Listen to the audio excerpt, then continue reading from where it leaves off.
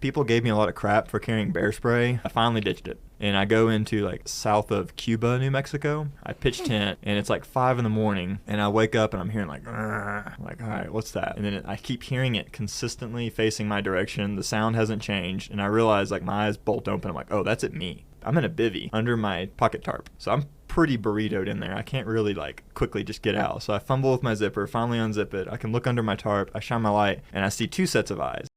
Welcome to Backpacker Radio, presented by The Trek, brought to you by Element. I am your co-host, Zach Badger Davis. Sitting to my right is... Hi, I'm Juliana Chauncey, a.k.a. Chaunce. Happy St. Patrick's Day. Happy St. Patrick's Day. How did you celebrate? Because it's usually the Saturday before, right? Yeah. Well, if that's the case, and we're talking Saturday before, it was also my birthday weekend. Right, yeah, that seems like a destructive weekend. Yeah. But you've been drier in general, so how much did you let the reins loose here? I'm going to guess that I kept it very tame. Yeah. I imagine... Didn't do anything embarrassing? No. Woke up feeling great? Yes. I think I probably went out to dinner with Garrett, and I hope that's it. An Irish restaurant?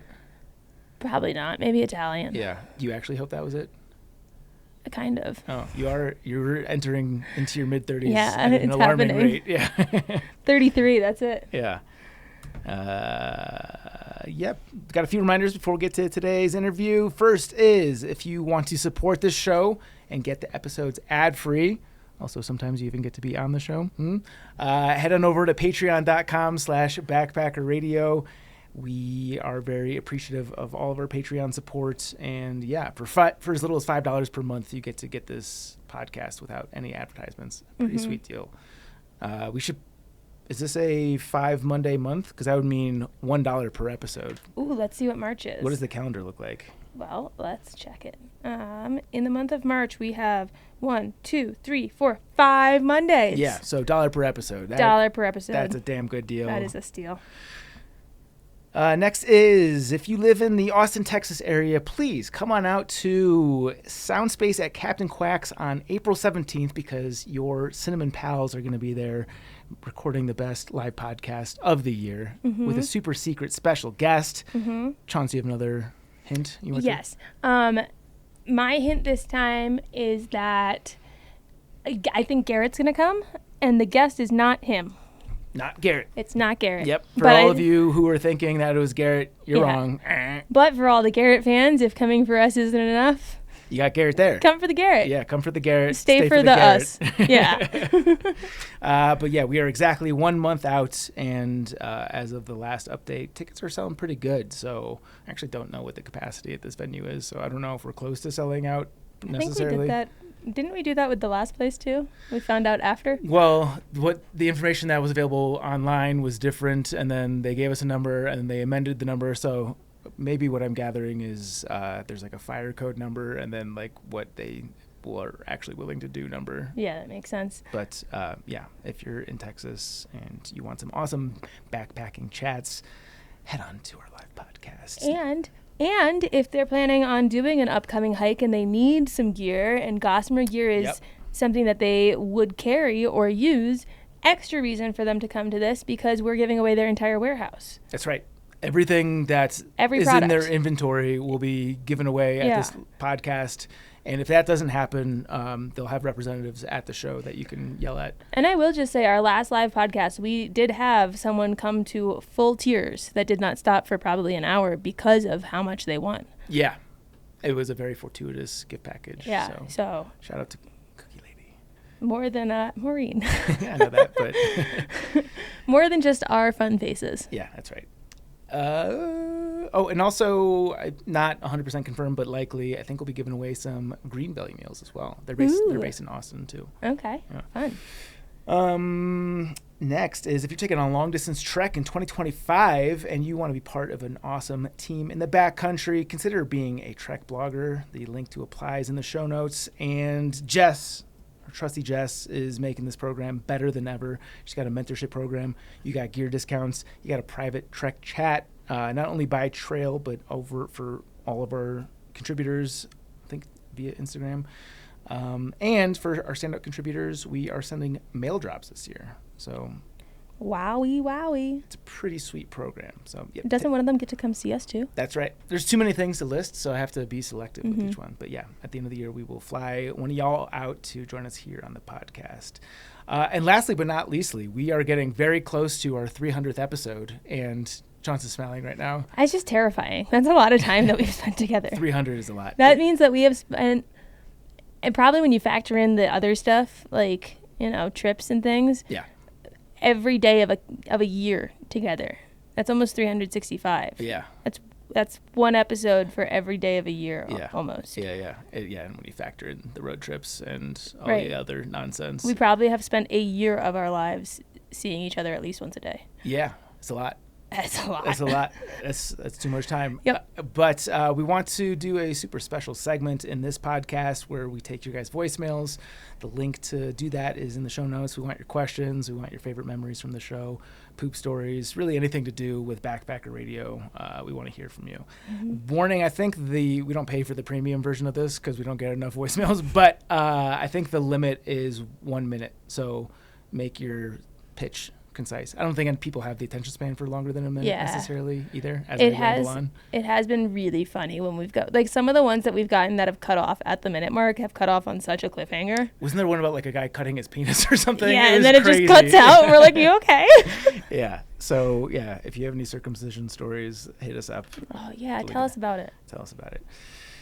Okay. Let us not beat around the bush no more.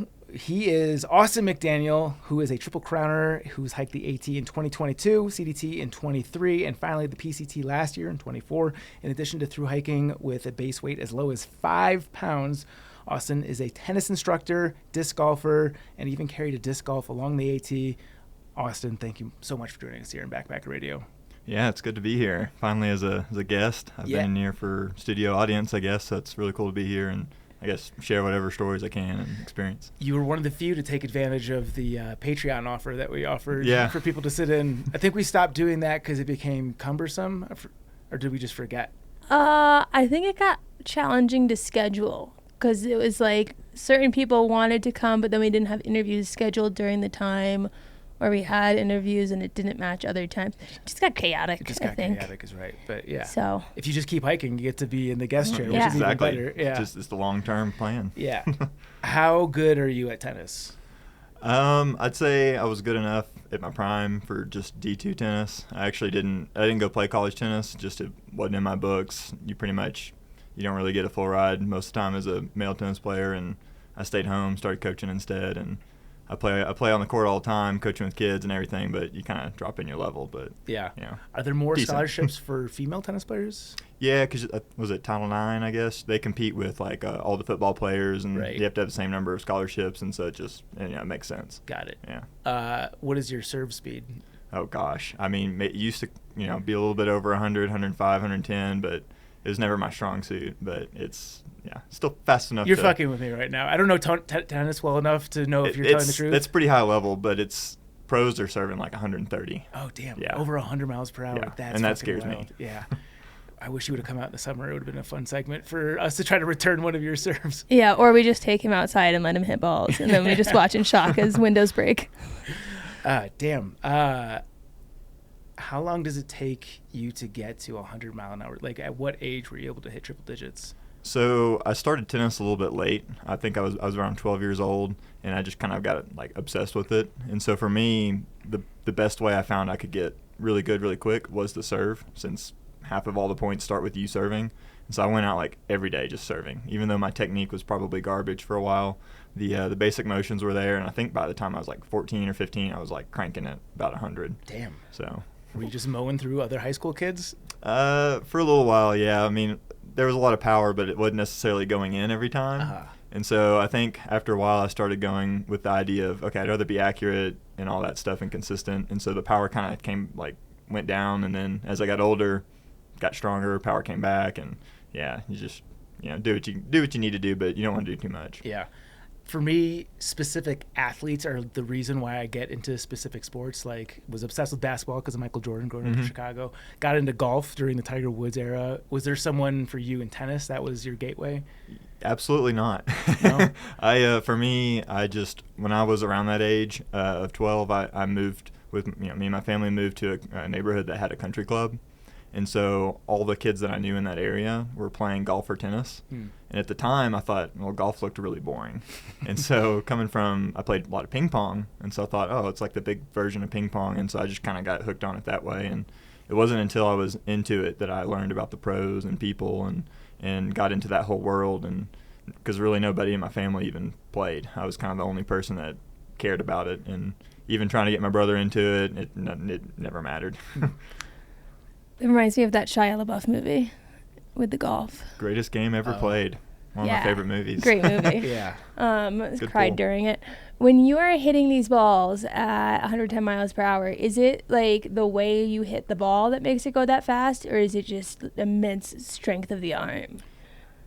It's all about how you can keep the kinetic chain going. So if you think about throwing like a fast pitch, it's not because they have a really strong arm. It's because they can use their hips, rotate through their shoulders and out through their arm. Tennis is the same way, but then you have the extension of the racket. So it's, another form of continuing that energy and getting that final snap. So if you can control the snap and the timing of that, that's where your power comes from.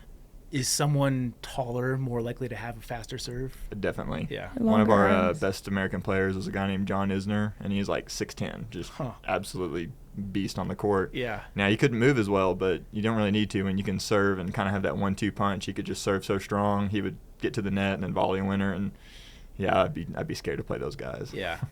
Does it translate to other sports? Like if you've got a super strong kinetic swing, however you would word it, would you be a very good thrower in football? I'm actually a lot weaker at pitching and throwing a football than I think most people would guess, and that's because with tennis, that the closest thing to a pitch motion is that serve, but all of that goes upward. And so with a football, it's more like from your side going sideways. And so I'm pretty bad at that. But when it comes to, for example, like Frisbee sports, I played like college ultimate, and then I played disc golf. In both of those sports, it's more of the core and rotation, and like a lot of that kind of factors into it. And so I was able to pick those sports up extremely quick, or something like, other racket sports, for example, pickleball. Yeah, like, that's in right now. I can pick those up super quick. Huh. It's always shocking to me when like professional athletes throw out their first pitch at a baseball game, and some of them are atrocious. Yeah, like garbage. You'd think you'd just be athletic, like that athletic at one sport, you can do everything well, and oftentimes it's not the case. Yeah, I can participate in things without really any issue, but yeah, I feel like if I was trying to perfect something, it's a limiting factor. Yeah. Too much muscle memory from other stuff. Yeah. Who's the GOAT in tennis? I used to be really confident and say Roger Federer. He was the first to reach that as a male player, get 20 Grand Slams, which that's kind of the pinnacle of tennis, is those Grand Slams. But then the guy that's a little bit younger than him that was also considered the GOAT is Novak Djokovic, and he's kind of passed him on the numbers to the point where he's just got too much numbers backing him. He's won 24 majors. He's won all of the other stuff almost more. He's breaking all the other records, and it's hard to argue. So probably Novak. Yeah. Neat. I want to talk about disc golf. Mm. You said you bring a Frisbee disc with you when you're backpacking? So I think in the intro, you might have said the AT actually carried, I picked up something on that trail a little different. It was the Continental Divide Trail at the beginning for the first half, actually until I got to the Denver area. I carried a disc golf disc that I bought in a store, and that's because I was debating carrying one from the very start, and then at the last minute I decided not to. Got to a store, saw one, changed my mind. So I bought one, carried it, and was able to play at a few small towns, and so it was a lot of fun. You could throw it back and forth with people, but they're not really made for passing, so it's more of a, like a luxury. If I got to a town, I was able to kind of relax a little bit and just enjoy it. Do a lot of the towns have disc golf courses? Not really. So you just throwing it at trees? No, I think there was maybe 4 different towns that actually had courses that I went and played, and so it made it worth it. Yeah. Huh. How many areas have unofficial courses? And by that I mean like not the basket itself as the target, but like I've played on the CU campus, and I have no idea how legitimate this is, but a guy that I used to play with was obsessed with it, and like he knew all 18 targets. So like for one hole, it'd be like you have to hit this pillar. For another hole, you have to hit this door, or like the targets were very random. Is that a normal thing? Does that exist in many places? I think old school, like disc golf originated by that, like target, was kind of the idea. I think they used to use like poles in the ground, and you just hit the pole and then or a tree, and then they developed a basket. And I think now when people do it that way, it's more, we call that like safari golf, where it's just like you make your own course. Yeah. But that's kind of the good thing about the sport is any town can almost take a town park and just put a layout, even if they don't have the equipment, because all you need is one Frisbee. Yeah. So you can go out there and just, that tree, that pole, that fire hydrant, whatever. Yeah. What were the best courses that you played on the CDT? There was actually a really good course in, I think it was, I get the towns mixed up. It was in Montana. I think it was Darby. There was a small little course. The signage wasn't necessarily that good, but like one of the locals was taking it upon himself to just like build it. And I was actually shocked at how well they utilized the forest, like trees and stuff, and then open area. And so I think it was Darby. It was very early on, and it was right after, it's whatever, like when you leave Helena, it's whatever southbound, like the next town that you want to stop at. I believe it was that one. And that one shocked me because it was like small town, like population, a couple hundred people. And here it is with a good disc golf course. When you're playing in a not thru-hiking context, how many discs are you carrying with you? I think because I came from a like ultimate Frisbee, which is the field sport where you use one Frisbee and it's a team. Yeah. That was my background before getting into disc golf. And so I use less disc, maybe around 10 to 12, which is still a lot. Yeah. But like, and you carry them all with you when you go? On a disc golf round, normal round, you carry it. Yeah, and you have like a little bag or even a backpack, similar to backpacking. And so they can carry the weight of the disc better. They're like an open back system, so you can see all the disc and be able to take them out and stuff like that. But you want different ones for different speeds, different distance. They do different things. It's all about like what the disc does in the air as opposed to just the distance, like a golf ball. Yeah, so. That's interesting. So how much of it is the distance versus like it going left to right versus right to left? I think you really need to be good at controlling the angle of the disc for that left-right style, because to me the best part about disc golf is playing in the woods. It's the technical courses and like watching the disc fly in different angles. That's definitely the best part. The distance is important if you're trying to play really high level, because as the level gets higher, the distance does get further. And so if you can't throw over a certain distance, then that could be a limiting factor. If you're not able to get close enough to the basket to make a putt for birdie, which it's the same scoring system as golf, so you want to be able to do that. And if you don't have the distance, it could be a problem. But if you can't angle the disc, you're going to hit a tree 10 feet in front of you, so distance wouldn't matter. So, do you play all par threes? Originally, Originally, it was just easiest. They call that Ironman now. If you go play a course and just treat them as a par three. Yeah. But a lot of the higher level courses, a lot of the newer courses, they do incorporate par 4 and 5. Okay. It's been a hot minute since I've been in the disc golf game. So the higher level courses, what's the distance on like a par 5? Oof. So we actually have in my hometown one of the elite pro stops. So like there is a big pro tour. I compare disc golf like maybe to bowling as far as like how big it is and popular. And we have one of the pro tours, and we have a pro course, and there's some of the par 5s that are 1,200 feet. Whoa. Yeah. 400 yards. That's crazy. That's I have no concept of these distances. Yeah. It's a lot. It's a long ways. That's a long ways. Yeah, I know that in golf terms. And there's par 3s that are 500 feet. Damn. And so if you can't throw 500 feet, you're not even going to be able to have a chance for birdie. Yeah. I throw, aside from putting, exclusively tomahawk. Am I a psychopath? There's one guy, his last name's Wolf, something Wolf. He's on the pro tour, and that's like what he's known for. You can actually get away with a lot with that. But there's two different ways. You can hold the disc upside down and make it go the other way, but the motion's the same. That's what I do. I can control left to right and right to left by which way I hold it. Works good for baseball pitchers. Yeah.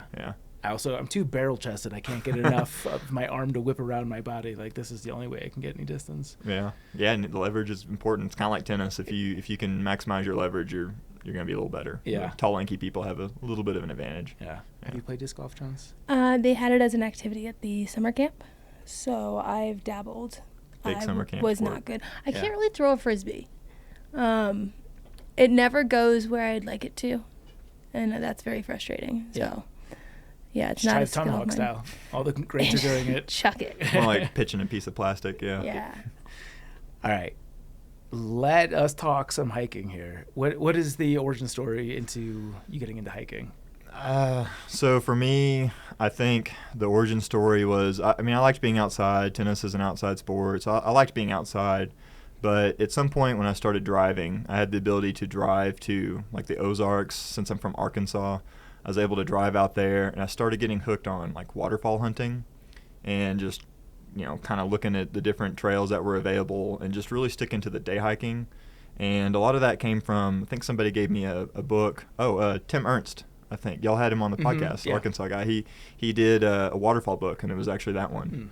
And so I had that book, and I was like, well, I need to start doing this checklist. And I got into that, and after a while, I think I started appreciating not just the destination, but the journey. That whole, cliche, it's not about the end. And I realized if I could backpack, I could stay out there longer instead of having to go back to the car. And I think one thing led to another. I started getting obsessed with researching gear. And so I think I went home after having that first thought and immediately saw gear videos and started getting into that. And then that led into, okay, I want to go test gear. I want to go out and see what this is like, and how do I set up this tent, and like what's the sleeping pad feel like, and all that stuff. And it just kind of carried over from there. It went from, again, day hiking to gear testing and just seeing how many miles I could cover in a day, 2 days, weekend, and make the most out of it. So, yeah. When you were following the waterfall book, also Tim's great. I met him. He gave us a ride for the Ozark Highlands Trail. Did you see any wild hogs? So the Ozarks, if you think of Arkansas as like a square, is in the northwest corner. And if you go like north central, you have this area called like Blanchard Springs Recreation Area. There's like a lot of caves and stuff. It's pretty cool. I go there a lot as well, and I've actually seen a lot of hogs there. So they're kind of like, sketchy, because they're the only thing I think I've ever worried about being on trail. I've never had a problem with them, but yeah, you see like a whole group of them go by, and you realize like, okay, I startled them. I'm glad they're running away, because if they decided not to, I just don't know what I'd do. Are they as big as you see in the photos, or are they just like curated photos on Google Images? No, they're big. They suck. They're like giant dogs out there, but they haven't been lower mean to the to ground. Do what? They haven't been mean to you? No, not to me, fortunately. And a lot of times I do see them more so in the car when I'm driving down some of the back roads to get to some of these trailheads. I think maybe being on trail, it's only been just a handful of times. Here's something tangent quick. Here's something I struggled with on the Ozark Highlands Trail, just because they were scary enough, was night hiking, because the sun set, and I had forgotten that it sets earlier in the winter months. And so I was night hiking for a bit to get to camp, and I could just hear the rustling. Mm-hmm. And the thought that maybe I would see one at night when I couldn't actually see one was very scary. Do you night hike in Arkansas, or do you avoid it? I think I kind of avoid it just because I don't really do too much in the winter. And so most of the time I have the daylight to kind of get the miles that I want to do. But on the occasions I have had to night hike, it's something where, on some of these long thru hikes, I'll keep an earbud in and listen to a podcast like Backpack Radio. But when I'm in Arkansas, I don't even bother the headphones. I want to be able to hear that stuff. And then when I'm camping, I remember like the first couple of years getting into backpacking, and like most people, I just had a hard time sleeping. Every little twig, every little crack, and it wasn't so much for bear, it was more for the hogs. And I think for the first year or so, I started wearing a fanny pack for the sole purpose of actually carrying a concealed carry gun. Oh, really? Because I didn't really know about the whole, I didn't really think about the logistics of thru hiking. So when I was backpacking, everything was for the purpose of training for a thru hike, but I didn't consider that. So for the first while, I actually carried a gun, and so it let me sleep a little bit. And then when I stopped carrying it and I continued testing gear, it was a little harder. But do you think that it would have done anything? Because we stayed with a couple guys who had talked about how like they've gone out into the woods because they've seen like a hog in their property, and they had these big fucking guns, and they got back in their cars on one of the trips, they said, because they were just like, that's not, even the big gun's not going to do anything. I think just because they are like in groups that have so many different, there's different numbers, like sometimes they're small groups, but even the small groups might have like 10. And I think if you're trying to shoot one or two, the other ones probably don't even know what's happening. And so I know I've not really heard too many stories of, again, I'm from the northeast Arkansas, and so like I don't really know in my home area, I actually don't know as many backpackers. And so I don't hear as much of those type of stories, but I can imagine, like a whole group of them, they probably get, aggravated. They're not paying attention to the one next to them. They're going for you. And if you don't have enough to shoot down a few of them, like you might be in trouble. Yeah, you gotta really Or good find a aim. tree. That's scary. Okay, I'm done. I just ignore the idea that they're out there until they're out there. Yeah, how many people are attacked by hogs in a given year?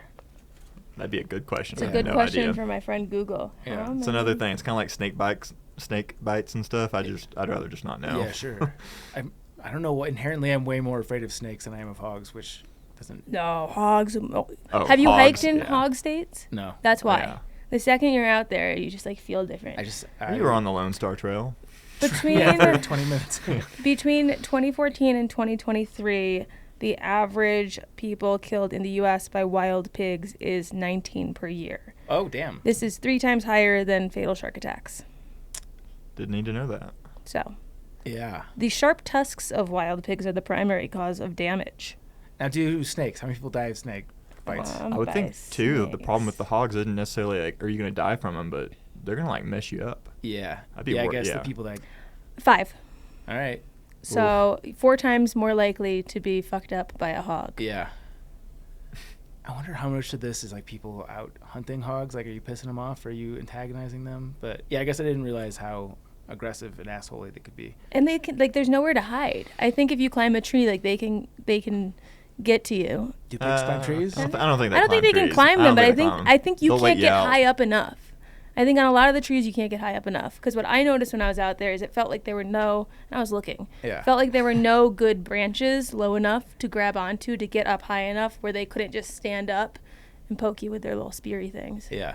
Okay. I grew up climbing trees all the time, and to the point where I'd scare my neighbors, and they'd be calling my parents like, "Your kid's up in the tree again. Is he stuck?" So I don't think I've ever noticed that. Yeah. I've Yeah. always thought I could climb a tree, but I think maybe for some not, reason I I don't was know. scared of it.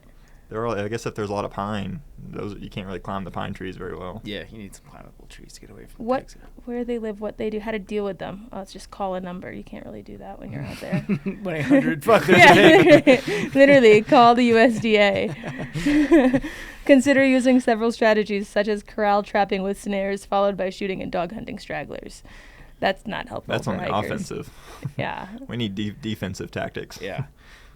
So it sounds like you went by the book in terms of preparing for thru hiking. Oh, yeah, You did yeah. day hikes, you did the gear, you tested it, It shakedown was like hikes. 4 years. Yeah. I was actually planning on hiking the Appalachian Trail in 2018 after only even backpacking for a few months. And then I had a job opportunity kind of present itself. And so I decided if I take that job, I can postpone the hiking, save up more, be a little more responsible.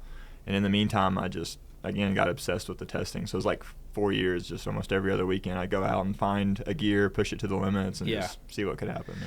Yeah, because so many people, their first thru hike is just riddled with mistakes Yeah. and errors. Like, that's part of it for a lot of people. Were you able to avoid that? Oh, absolutely. Yeah. Yeah.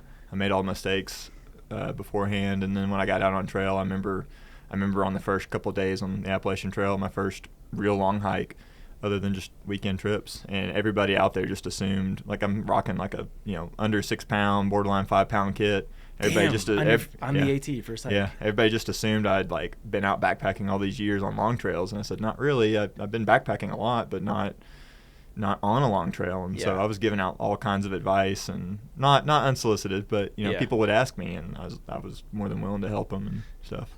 That's a really good case study for people to hear, because to know that you can get extremely dialed in without having to dedicate a month or more to backpacking, Yeah. I think is a good perspective to hear. So you said 5 or 6 pound base weight. What is your big three? Walk us through your kit.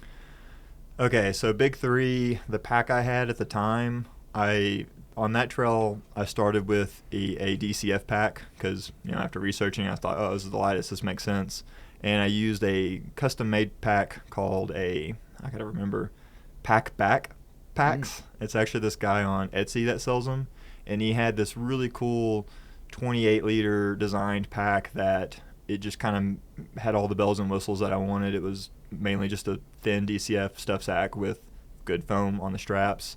I had the pockets on the water bottle and all that stuff. And so it was like, it was like maybe like 11 ounces or less. So it's just bare minimum. So I saved weight there. And then as far as shelter goes, I've used like the Hexamid pocket tarp for years. And so you look at that and it's pretty much like 5 ounces or so. You can put some polycryo under it. I didn't, now that I think about it, I didn't actually I used that shelter for Continental Divide and PCT. When I started the AT, I used a Altiplex. So that's their one-person, Z-Packs one-person fully enclosed tent. Yeah. And that was around, I think, 14 ounces. So, you know, kind of as far as super ultralight people, they're not using a full tent most of the time, but I saved weight with the pack. And then my pad, I was using the Gossamer Gear 1/8 inch. So it's really not anything to that. It's like 2 ounces. Yeah. And then it's like sleeping on cardboard, basically. Yeah, and this is where I really pushed it. I wouldn't recommend this, but I started late enough, and I checked the weather before I left, like the 2-week kind of estimate. And starting on April 30th, I had really good weather, and I should say that the AT in 22 is like one of the hottest on record and driest. And so I was able to start with this thing called the King Camp blanket. It's actually just an Amazon synthetic blanket. It was like 12 or 14 ounces or something, and it just kind of worked like a quilt, except for the foot box didn't cinch in. And so, like, yeah, not much on the insulation, just kind of dealt with it. Yeah. Were there items that you tested that you thought were going to be absolute bangers that just ended up not being good at all? Looking back at it, I tested quilts, and then I kind of mentioned I used that blanket, but now after the AT and since then, I've actually gone back to sleeping bags. So I think I tested quilts thinking I like those best, and so that was one of the things I would say that everybody expects as an ultralight hiker, like, oh, you're going to think it's the best. It is the best. And I think I learned preference and utility-wise the sleeping bag. As far as like smaller stuff, not really anything. I mean, I tried a lot of different backpacks, I guess. I tried the Z-Packs has their 30-liter pack. I tried like Waymark packs. I guess they're not selling packs anymore, but I tried Waymark. I used a Superior Wilderness Design, a lot of different packs, and just that was something that I think threw me. And then here this guy on Etsy makes a pack, and I buy it, and that ended up being the one I used. Yeah, it was wild. And you use that for all 3 trails? So, no, this is where I think maybe I'm a little different. I started as ultralight as I could, and I figured I could always swap gear.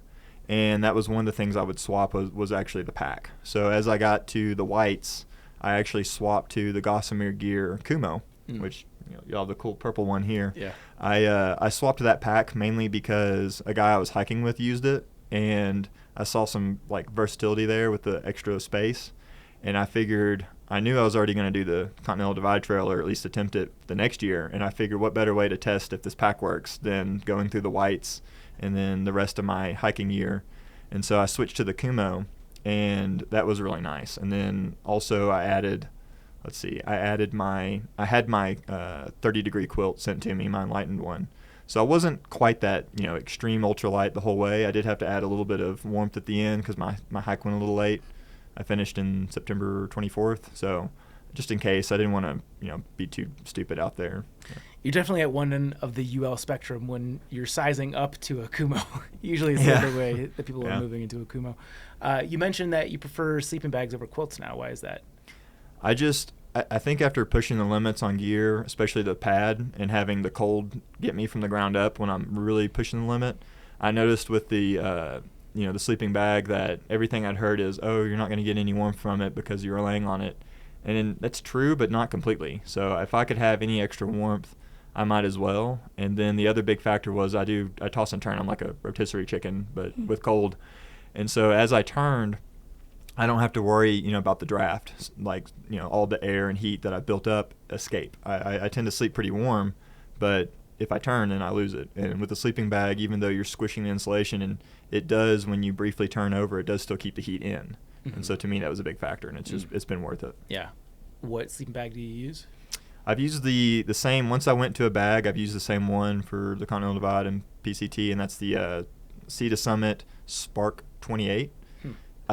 I think they just switched. They discontinued it. They still have the Spark series, but now it's like 40, 30, 20, 10. Yeah. And even though it's the 28, it's technically Comfort was 38. So again, I kind of pushed the limits on that. I combined like a liner and stuff. I was going to say, because if you're on that ultra thin sleeping pad, that's not providing much of an R value for you either. Do you just run warm, or you're so dedicated to staying light, or? I think I just kind of dealt with it. I think after 4 years of, again, testing gear, I just kind of found out what would happen if I prepare for, say, 30 degrees, and what happens if I have a 5-degree night. And so, like, I'd park my car at a trailhead. I'd go hike on a trail, and then I'd turn around and come back and get close to my car. I'd camp with just that bare minimum.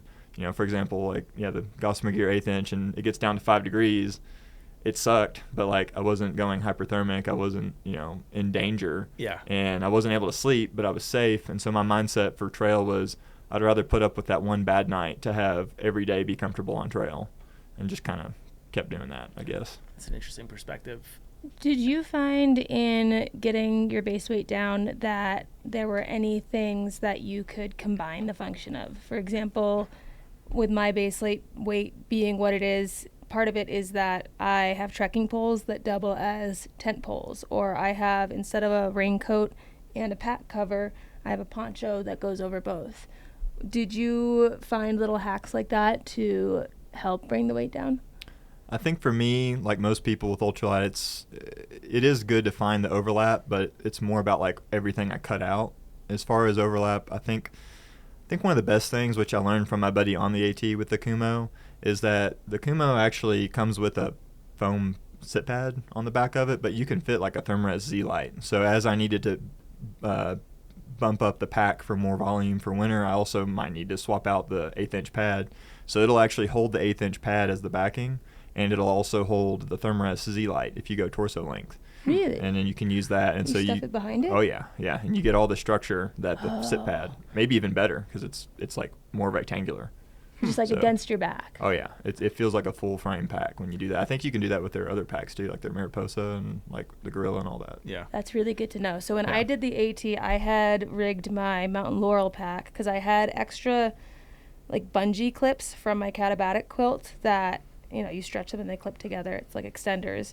But I had sewed one on each side of the top and bottom of the sides of the pack, and I would slide my sleeping pad there, my Z-Lite, because for some reason I hate when it's underneath the pack cover top and it's just like the sides next to you, it messes with the peripherals. So that's a really good option because I was going to sew things on the side of mine to make it the way I liked it again. But I'm going to try that now. Yeah, it was, I'm kind of surprised how many people, I don't know if it's just people haven't noticed that before. Like even Pony, one of y'all's reoccurring guest, I got to meet him on the CDT and hike with him and got to know him really well. And yeah, he saw me with the Kumo and had that as my backing, and he was just mind blown because he's been using Gossamer Gear packs for like a long time. And I was like, yeah, you need to do that. You could save weight and stuff like that. Yeah, we got to send that to Carolyn. Yeah. Get her to make some reels telling us how to do it. I'm guessing they're aware of that, right? I mean, they haven't. You said that with a question mark at the end. So do we know? Yeah, We've had a lot of conversations with them. This is the first I've them. heard of it as well. It's never come up. Yeah. Did you just discover this on your own, or is this? Well, so no, like I mentioned I hiked with my buddy, shout out to Strider, and he's a Canadian hiker and hikes. He's one of the fastest people I've ever known on trail, and we hiked pretty much the whole Appalachian Trail together with our tramley, and then we actually hiked together on the PCT. And he was the first person I saw even using a Kumo, and he was using it with the foam pad as the backing. So I got the idea from him, and I'm not sure if, again, I don't know, I think he kind of stumbled upon it himself. Yeah. Here's So a I always question. thought it was the normal until people were like, what are you doing? So, Can you replace the pad that comes in the back with the Z-Lite? And oh, just yeah, only that's what you one? have to do. Oh, You have to. Okay, yeah. I thought you were sliding it behind. No, you have to, because you don't. So you my are God. replacing it, but it is mostly torso length, which I guess if you're a shorter hiker, it's probably full length, but it's 8 panels. You can maybe push 10. It's perfect This for you. is blowing my mind. Yeah. As a Kumo user and a torso length Z pad. Well, I or also Z-Lite. feel like there's so many times we get tips in here, but like we might have heard them before that Right. it's not as exciting. I've never heard this, and Yeah. this could actually change my pack. Yeah. How you doing on beer? I could Okay. probably use another one. Is it time for the wheel? Is You that wanna what you're spin? You saying? wanna spin? We're spinning before I go beer bitch anyone. Do you want to go first? You can spin first. I don't. I'm not sure I've committed. Okay. What do you mean? If I spin, you spin. You're spinning because you don't want to go get a beer. No. There's an we incentive are all for you. spinning. This is an all We'll or see. nothing thing. We'll see. See, now I'm not going to do it. Okay, I'll go well, then get the beer. Okay. Do you want a beer? You're going to really make it not fun? You're going to do that? I want to see where you land before I decide. I'll finish this. I need a beer. Yeah. I'll get you a beer because you're a guest. But I'm not getting jack shit. I need a beer. As beer bitch, that is your contractual duty. every sip. While we're waiting on our beer from BB, do you have any other exciting gear hacks like that? That's a good one. Well, y'all probably aren't going to be a big fan of this, but if you're going to cold soak, I feel like you might as well not even use a jar. Like a lot of people use just a peanut butter jar or Talenti jar. I think you might as well just use a Ziploc. So especially if you're sending yourself food. So on the PCT, I sent myself a few boxes this time, some of the first times I've ever done the box route. And I noticed I already had my dinners packed in their own Ziploc bags, and I figured I might as well just put the water in it. Like, it holds water, might as well. And so if you're not needing to throw the cold soak meal like in your pack while you're getting to camp, I think you might as well just use Ziplocs. That's genius. That's genius. I had times, especially with the Kumo, when I had to, actually, the first time I noticed this was a section of going from Katahdin to Canada on the IAT, which I only did to Canada. But I noticed that the Talenti jar, when it's in the side pocket, or even just your bottles, the more, again, the more sideways you go, the more likely you are to brush against stuff. And that Talenti jar, because it's like rock hard compared to a soft bottle, it wouldn't really give any. So if your pack rubs against anything, it was tearing the side of the pocket. Got it. Interesting. Small occasions, but yeah. One of the many reasons I didn't cold soak, well, I stopped cold soaking, apart from it sucking, is that the Talenti jar is the same size as my pot. So with it being like so lackluster of food with it being such a lackluster food tasting experience in comparison, it was like, what's the point? Yeah. It's the same amount of space. Yeah. It's so smart. Yeah. Tell us something else. Cold soaking sucks. Just point that out. Did you ever have any instances where like you put the Ziploc in your pack and like it exploded or anything like that? No, I mean, I had times like at camp where the way I go about it is everything I cold soak is pretty much like the same stuff, and it can be done really quickly. I don't have to let it sit for like more than 10 or 20 minutes. And so my system was I would get to camp. The first thing I'd do would be get the cold soak going.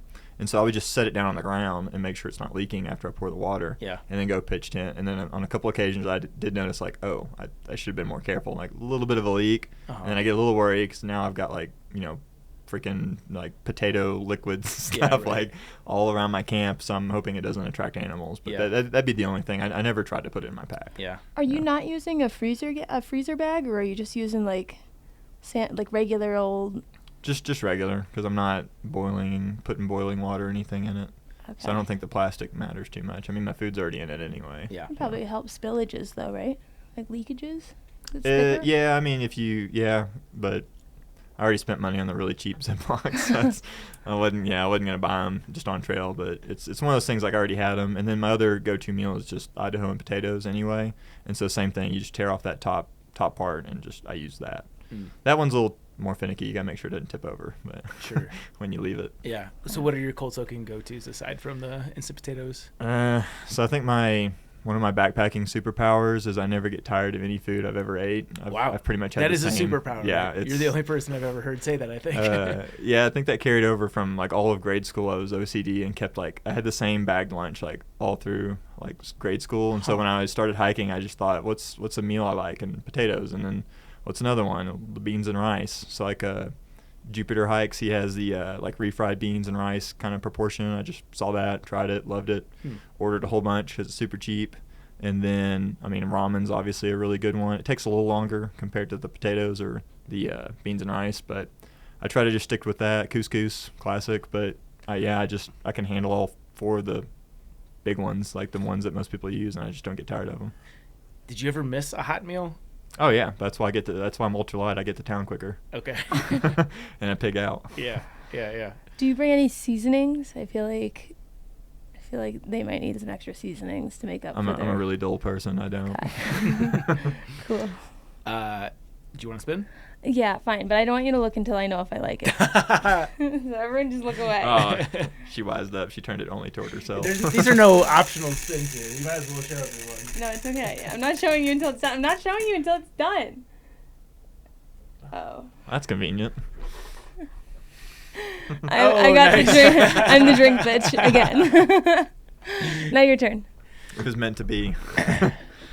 I will spin it, but I insist that our guest goes first. No. You can insist that someone else goes first? If you would like to. Do you want to go after me? I'll go. Okay. See? Yeah. If I get the hot sauce thing, that's going to be really bad. I feel like the hot sauce is the only thing I can't do. I don't know. Freestyle scares me. That too. I tried Why to get it went so well for me. Yeah. All right, it's a shot. Is Yeah. that just a regular shot? Yeah. Yeah. Okay, thank God. You got You can pick your poison. Oh. Yeah, you got whiskey or whiskey. Yeah. Do you like whiskey, or would you like perhaps maybe whiskey? I'm not picky. Okay. I guess maybe we'll give you whiskey. I haven't had that before. Look at this. Fun. All right, mountaintop. I Was guess this I should have Cascade gotten you Range? it. At one point, we had shot glasses. I don't know where they are, so I have to eyeball it. I'll use the hiker trash mug. The largest mug you can find. Yeah. You can fill it that way. All right. While we're waiting on that, I'll spin. Oh, okay. If I get You freestyle just again, slide that over. I now have just sealed that deal. Oh. All right. That's Very probably- close to that's probably freestyle. good enough. I'm joining you in a shot there. Are you really? Yep. Same thing. I didn't want to give you this one because it was dirty, but I don't care about that. This is great. Cheers. And Chauncey, you got off easy. Yeah, I know. You don't want to join us? It's the most Chauncey thing about. Yeah, do you want to join us? No. Didn't think so. I poured myself a lot more in the shot. Oops. Okay. That big mug was deceiving on how much was in there. Yeah. It'll get you. I had a thing. Oh, we totally bypassed. What is your trail name? Oh. So trail name, I got it on the AT pretty early on. It's PI. We And knew that- this. And that is not for pie. That is just straight up PI. Yeah. Like, Private investigator. a lot of people think private investigator. That's what I was going for because it was originally supposed to be poison ivy.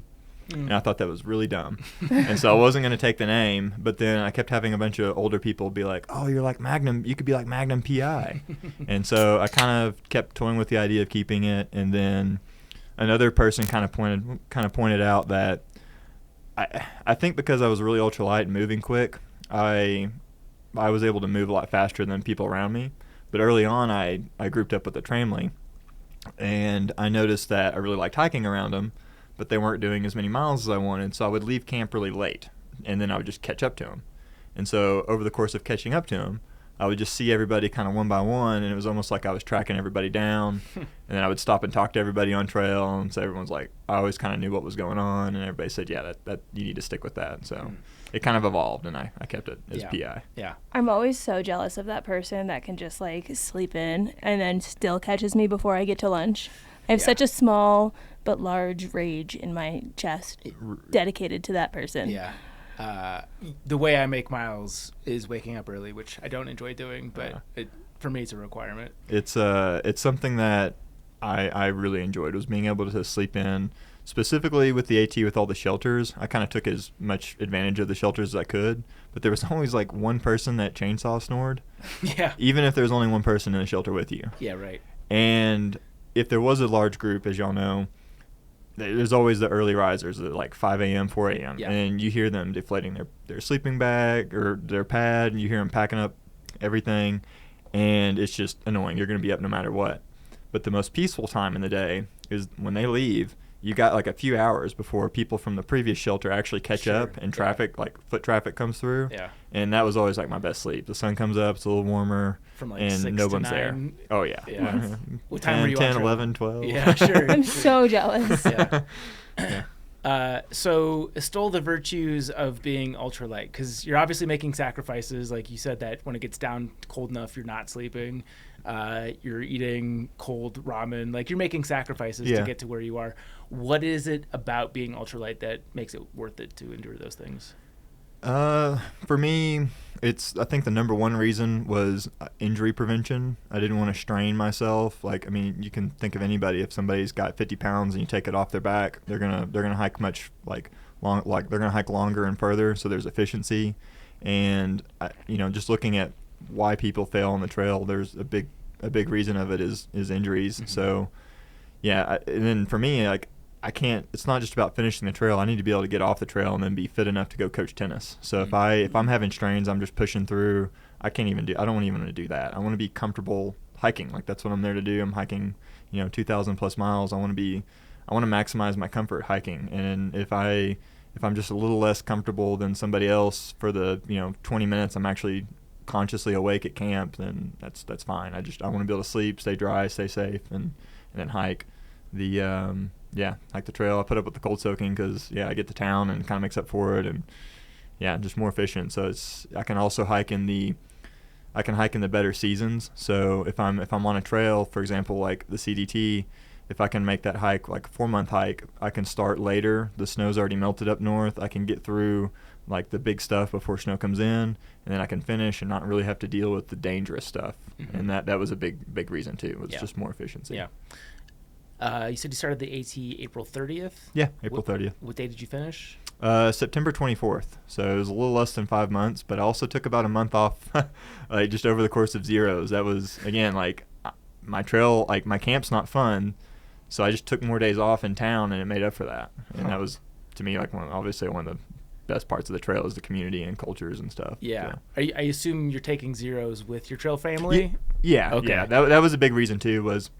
So I mentioned my buddy Strider, who was also he was a very fast hiker, and so a lot of times our family was kind of 6 people, and so me and him. Is this Strider who we've interviewed before? There's so many Striders. There's a lot of Striders. Okay. Yeah. This Strider with a Y, but he got his. He's Lord of the Rings Strider, but also like I learned from him how to run down the mountains. So he would use his trekking poles and plant them, and then just like catapult himself. Jesus. And so Sounds incredibly dangerous. So he was striding. Yeah. But so me and him realized like we could buddy up and then get to town.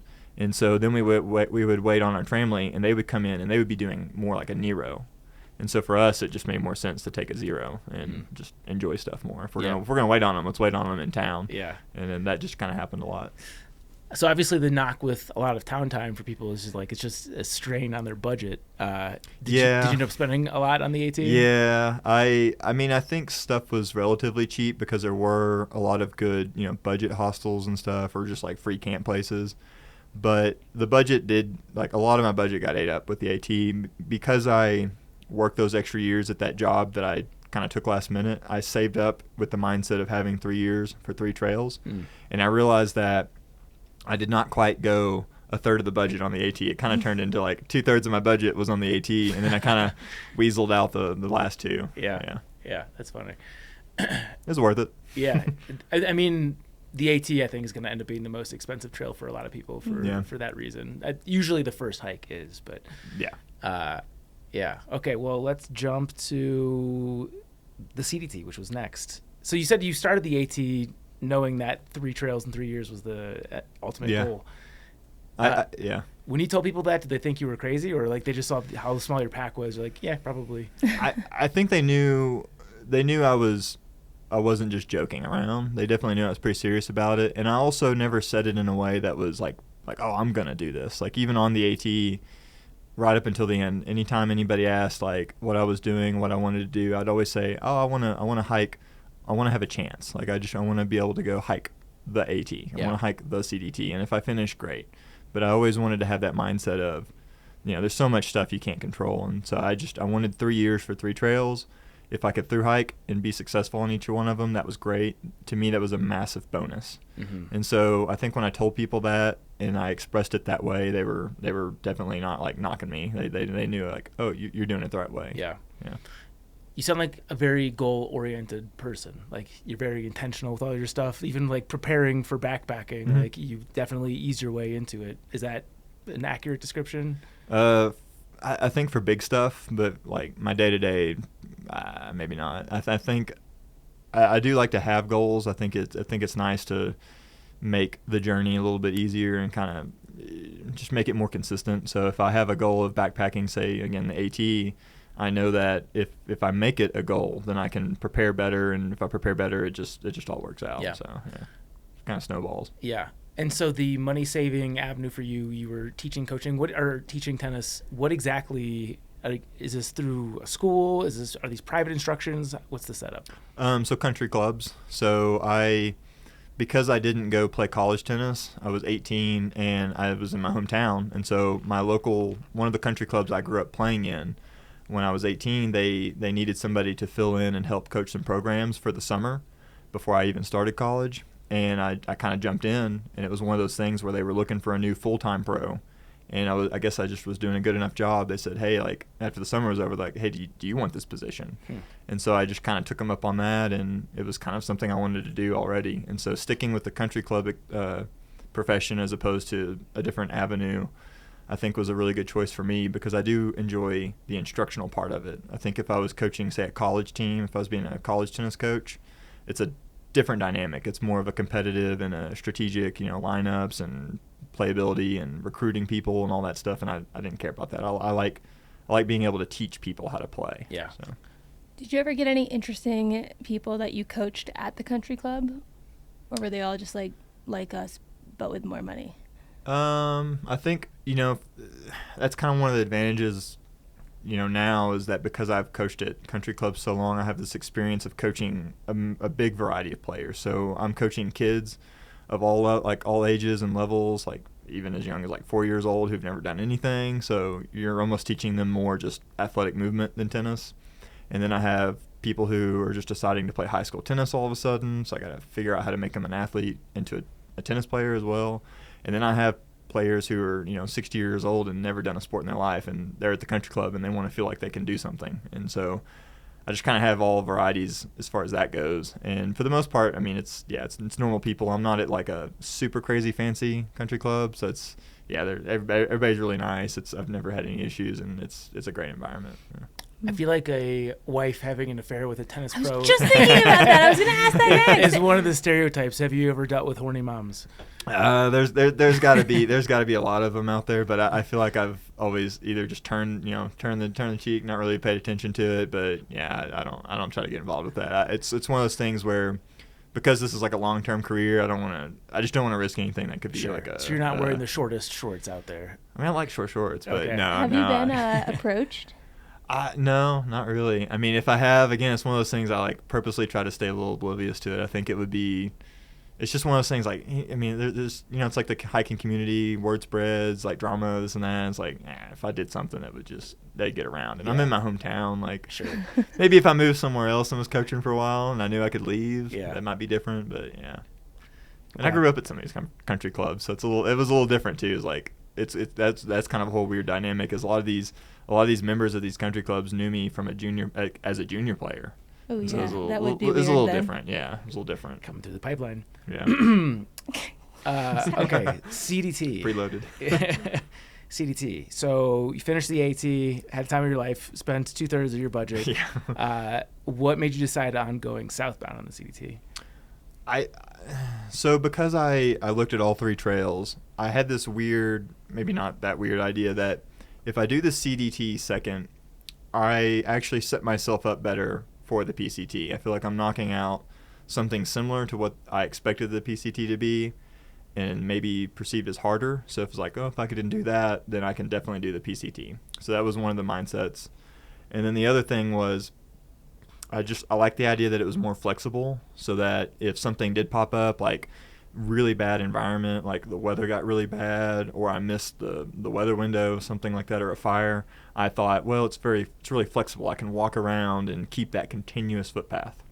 And so I knew that if I was going to be successful on a continuous footpath from Canada to Mexico, the CDT in a way was going to be more likely to happen than the PCT, because there's so much fire on the PCT, which I did run into.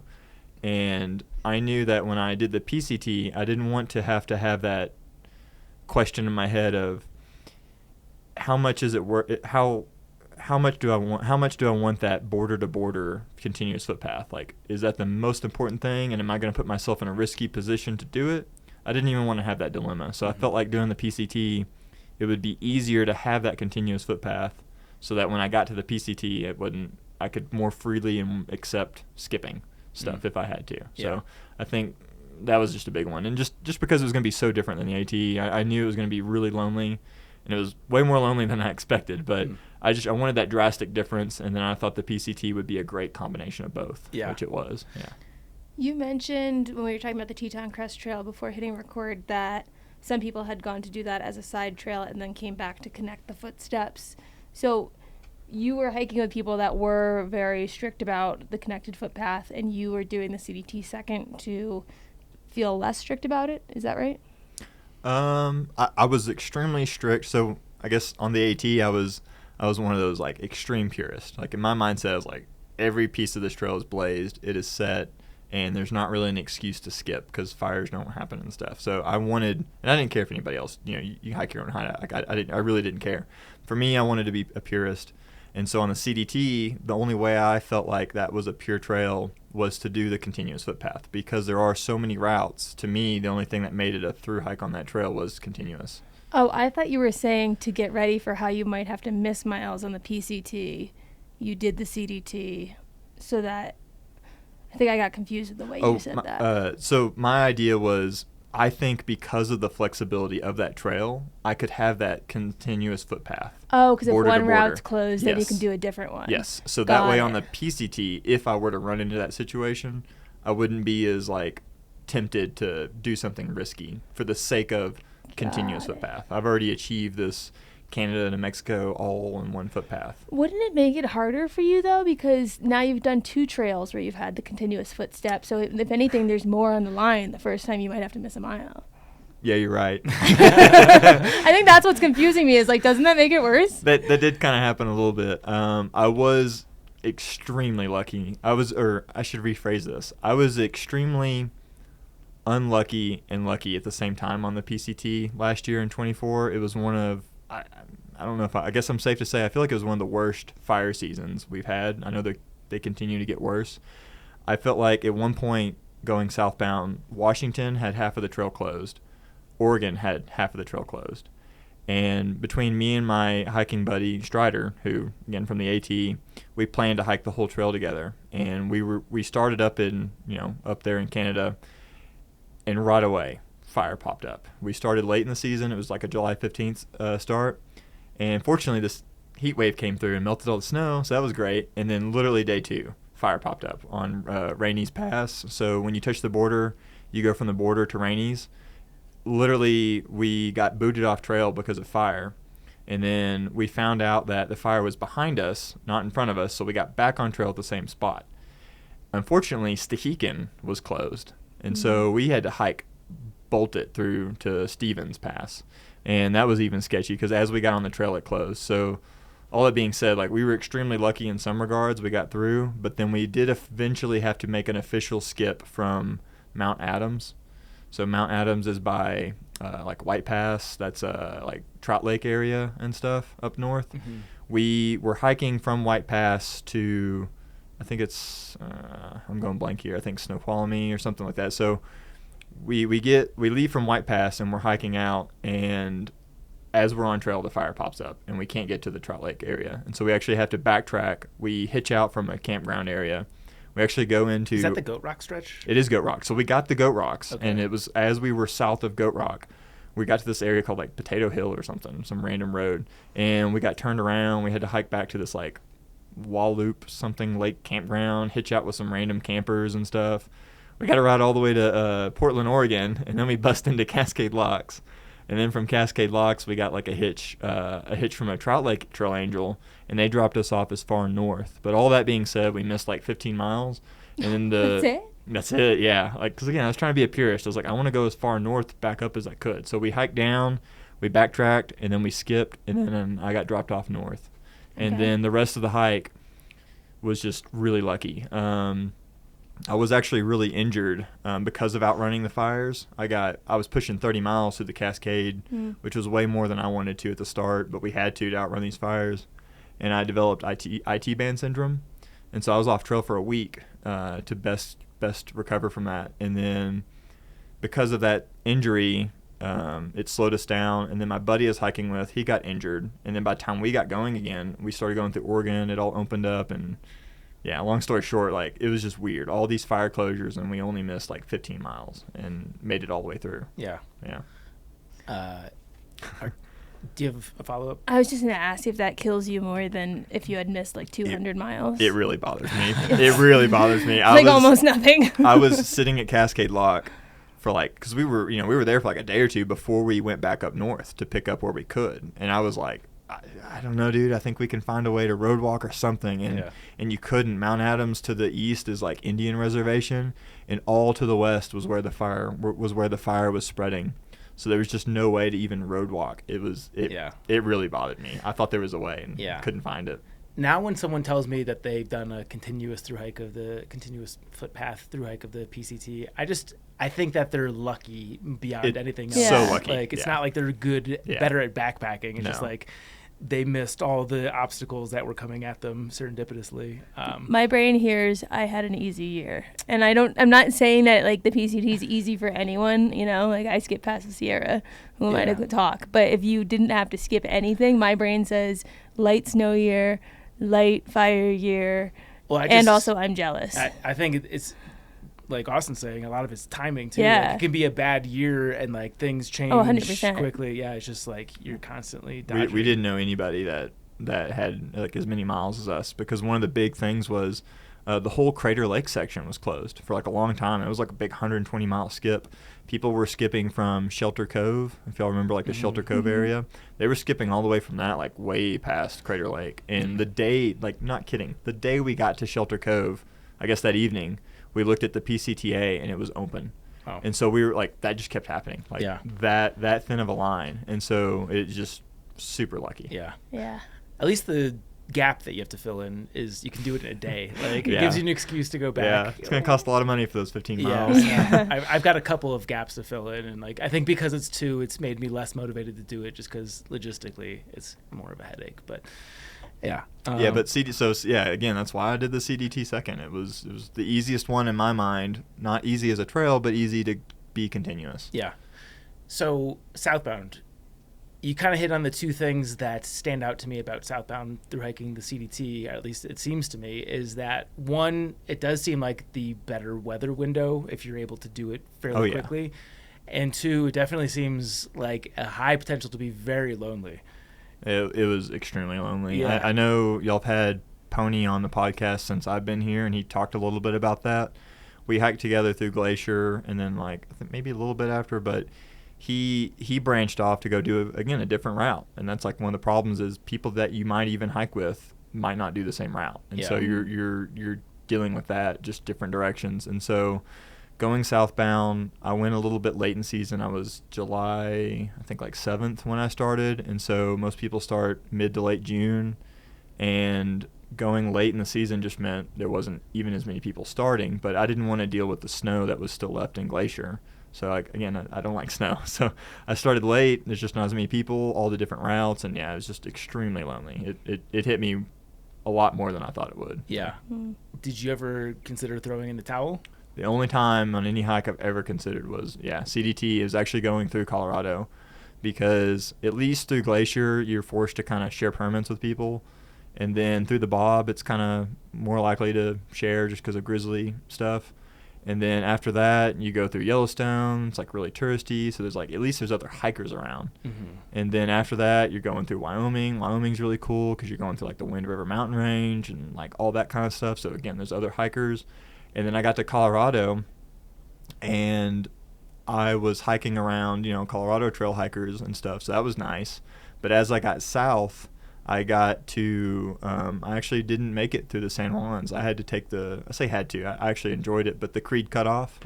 And I was going through the Creed Cutoff, and I knew I was catching up to other southbound hikers, and I had to make that decision to do the Creed, and I'm glad I did because, like, no joke, like the next day, just some winter storms came in. But because I took that route, there was nobody ahead of me or recently behind me, so I got really lonely, and it was really lonely all the way to like one of the first towns in New Mexico, and that was that moment I was getting really down. Yeah. When you were here for Lookout's interview, I've met a lot of hikers, and like mostly on the CDT, that seem like they're starting to lose their minds a little bit. Yeah. I didn't gather that from you. Maybe I'm misremembering, but I think I was just still happy to be on trail. That honeymoon phase, I feel like for me drags out longer than other people, and because I was having really cool highlights, I was just coming out of like the Rockies and stuff like that, so for me it was just like I jumped in from that, and I had a great time. There were other people out there, and then I come here, and it was a cool experience just to be around here. And so I think I'm just having a good time. Once I left here, it was like nobody. So I feel like I've never heard Colorado to be the loneliest state on the CDT, so that's surprising info to me, because I would think with so many people in Colorado it would be crowded, But do you think that would be a benefit for pitching southbound to people? Because if you're going northbound, I just picture New Mexico probably isn't like the highlight of the trip. So to go through a low light area state, maybe, depending on how you view it, then to a lonely state, and that's the first like 2 states of your hike. Do you think that could kill morale more than going southbound if you're someone that doesn't like loneliness? I think the only reason I think I was lonely for Colorado was because once I got to that creek cutoff, I deviated from where most backpackers, whether you're Colorado Trail or your Continental Divide Trail, I think most people are still at that point. There was no reason not to go into the San Juans. So that was my dilemma. Was I was already late season trying to catch up to southbounders, and by the time I got there, they had already gone into the San Juans, and I got there, and I knew I was late in season. Like I think I got out of Colorado like October 3rd or 4th or something. So I was pushing that. I knew I was pushing winter weather. And I got to that junction. It's actually a rock in the middle of nowhere. It's and I sat on it for an hour debating whether I was going to go the San Juan route or the Creed cutoff.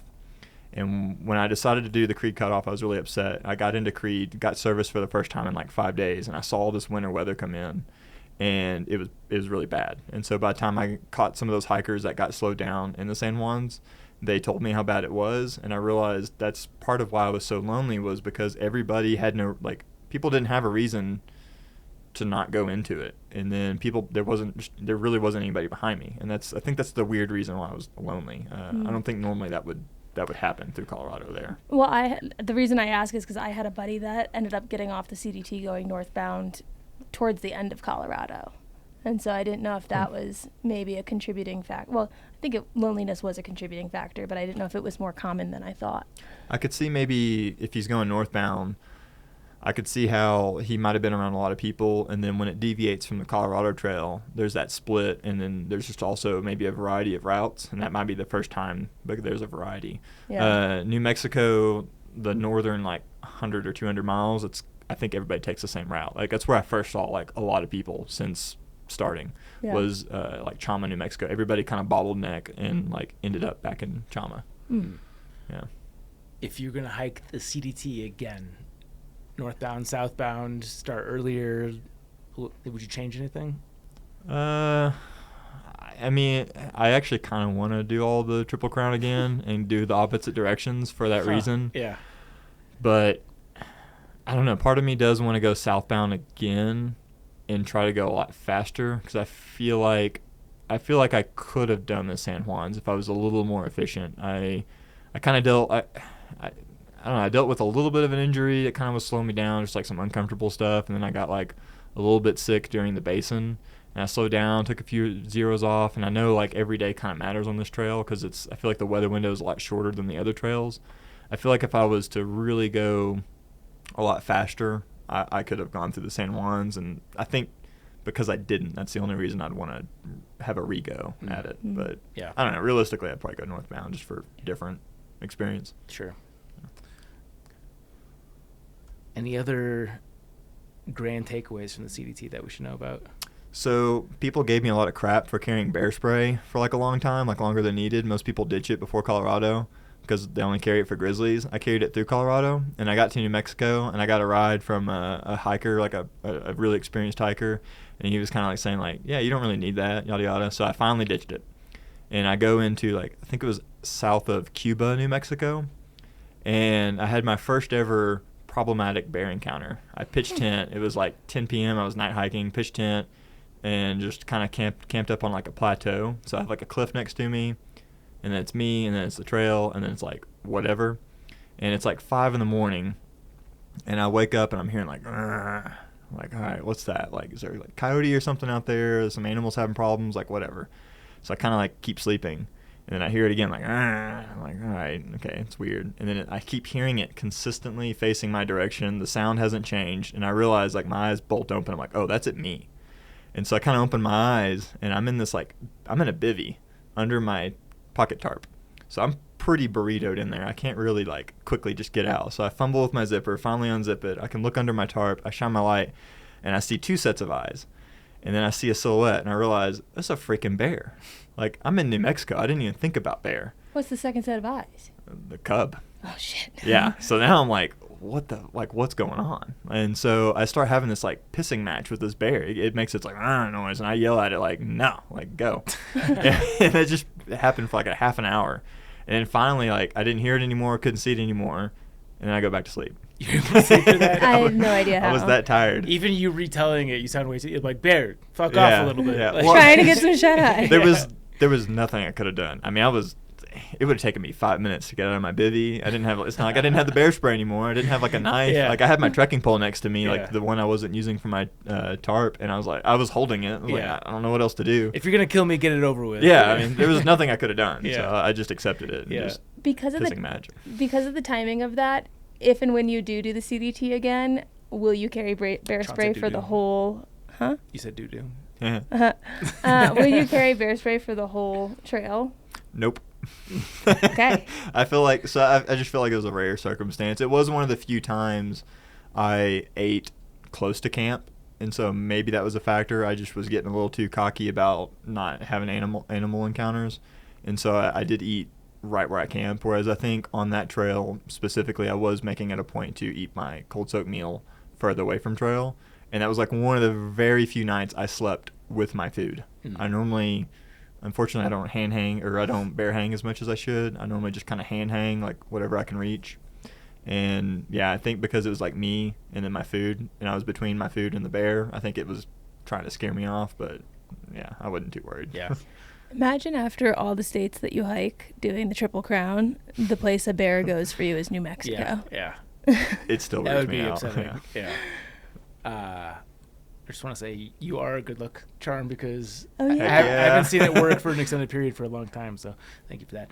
It was resting. Yeah. So if/when you rehike the CDT, what stretch are you carrying bear spray? Oh, I mean, definitely Montana, probably all the way through Wyoming, Colorado, maybe a little bit. I know most people say like through the winds you're probably good after that area, but I mean, I don't know. It's one of those things, like once you get used to a system, like I had water bottle in one pocket, bear spray in the other, and then I had my phone packed in a fanny pack, so I didn't really need the other pocket. I just got used to it being there, so I don't mind to carry it. Yeah. If you're gonna carry it, just carry it, I guess. Mm-hmm. So. All right, the third leg, year 3. Can I ask what was your budget for the 3 hikes? Oh gosh, it's just kind of whatever I had in the bank account. Yeah. So, I mean, did you set out with a goal of like I need to save $20,000 or whatever? the CDT was about $6,000. Okay. And that's not including gear because I was using gear I mostly already had, with the exception of like the sleeping bag. I did buy that, wanting something different. But for the most part, the thing that I got really lucky with was I had professionally coached tennis for 10 years via the country club route. And when I got home from the AT, I had an opportunity presented to me where I got a contract through my local city, and I was coaching essentially freelance, doing my own programs, and I was able to make what was a full-time career seasonal, and I didn't anticipate that, and so that allowed me to work right up until I left for the CDT and get a little bit of an extra budget.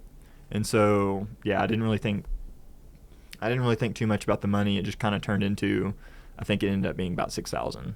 And then same thing, PCT, it was like, well, I'm just going to work through the summer coaching, and then when I go to the PCT, I'll have whatever I have. Yeah. Do you think people should save $20K if they're trying to do the Triple Crown? Because 6 + 6 plus if you put a little more in the first year and we go with 8. That's about exactly what I had, about 22,000. Wow, okay. Yeah. I feel like inflation probably changes. Yeah. It hit me hard. Yeah. That was a bummer. The PCT especially really got me because I actually spent a bunch of money on food, probably like $800 worth of food. I had like a ton at home. I still have it.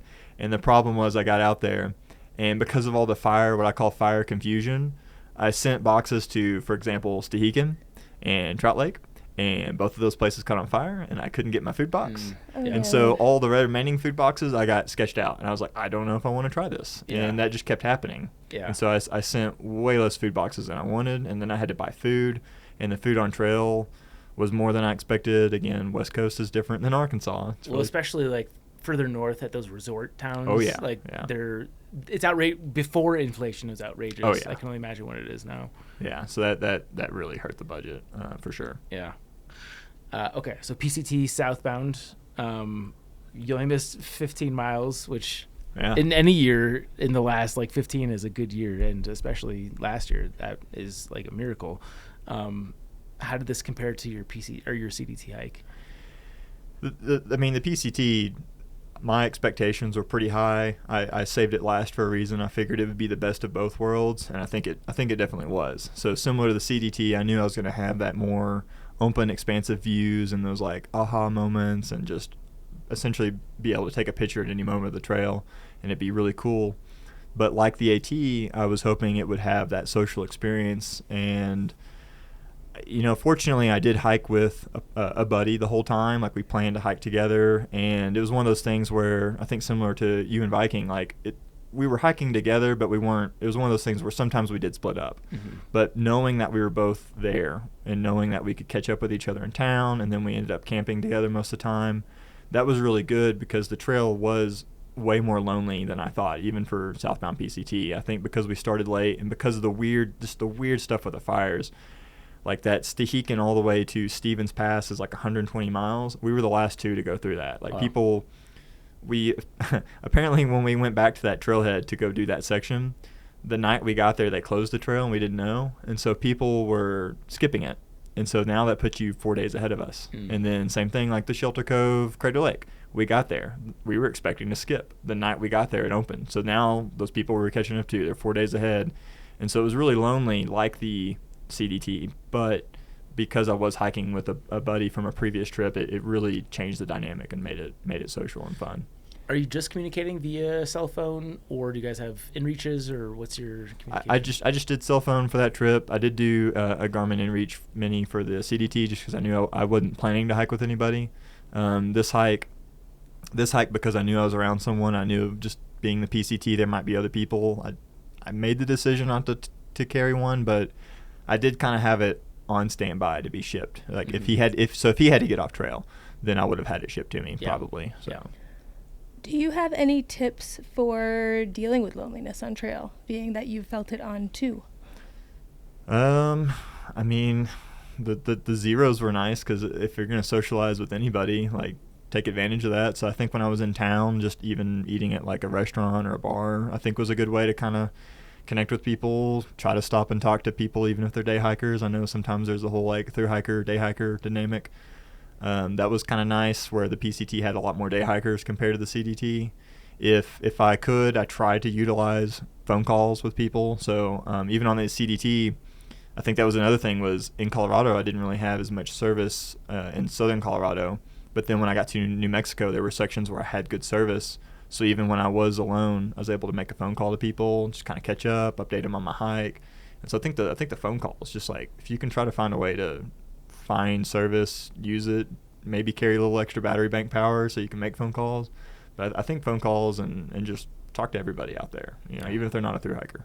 So it sounded like you were close to a lot of fires. How was the air quality while you were out there?